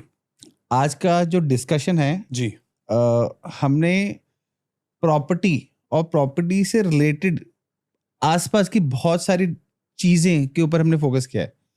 तो आज जो हमारा डिस्कशन है, अगर उसको कोई ढंग से सुन लेता है और उस पूरे गेम प्लान को समझ लेता है, तो वो फॉर श्योर अपनी लाइफ में प्रॉपर्टीज के साथ साथ अबंडेंस, पैसा, हैप्पीनेस सब अट्रैक्ट कर सकता है. करेक्ट. पर भाई गेम ना एकदम से समझ नहीं आने वाली. एग्जैक्टली मतलब जैसे कि आपने बताया कि इसको जी. लर्न करना पड़ेगा. इट्स अ लर्न टाइम करना टेकिंग पड़ेगा. Process. Absolutely. Every day you have to learn something absolutely. And you have to implement something so that जी. यू नो फिर से आप अपने आप को और एम्पायर करते रहो. जी. बट बहुत सारे मिथ्स इसमें आपने बर्स्ट करे हैं, बहुत सारे मिथ्स आपने इसमें लोगों को क्लैरिफाई करे हैं. जैसे कि आपने सबसे बड़ा मिथ तो ये बोला कि आपने फ्लैट नहीं लेना चाहिए. और क्यों नहीं लेना चाहिए आपने बहुत अच्छे से एक्सप्लेन किया इस चीज को. लैंड ही क्यों लेना चाहिए, यू नो. फार्म हाउस अगर लेना है तो किस इंसान को फार्म हाउस लेना चाहिए और क्यों लेना चाहिए. तो इतना जो ये डिटेल में डिस्कशन है, और भी हमने बहुत सारे डिस्कशंस करे, तो इतना जो हमने डिटेल में डिस्कशन करा ये लोगों को बहुत ज्यादा हेल्प करने वाला है. सो thank you so much. And for sure कि अब नेक्स्ट आपकी जब भी विजिट होती है और अगर हमारे पूरा कनेक्ट हो पाता है तो will do a one more podcast जिसमें हम और ज्यादा डेंसली डिस्कस कर सकें. और उससे हमको लोगों के क्वेश्चंस भी पता चल जाएंगे कि जब ये पॉडकास्ट लाइव हो रहा है तो लोगों के और क्या क्या क्वेश्चंस है जो मैं आपसे पूछ सकता हूँ. Sure. और लोगों को हम क्लैरिटी दे सकते हैं. So ji. thank you so much for coming. Thank you so much for having me. I'm extremely grateful. Really had a great time. Thank you so much again, guys. I'm extremely, extremely grateful. Thank you. Thank you. Thank you so much.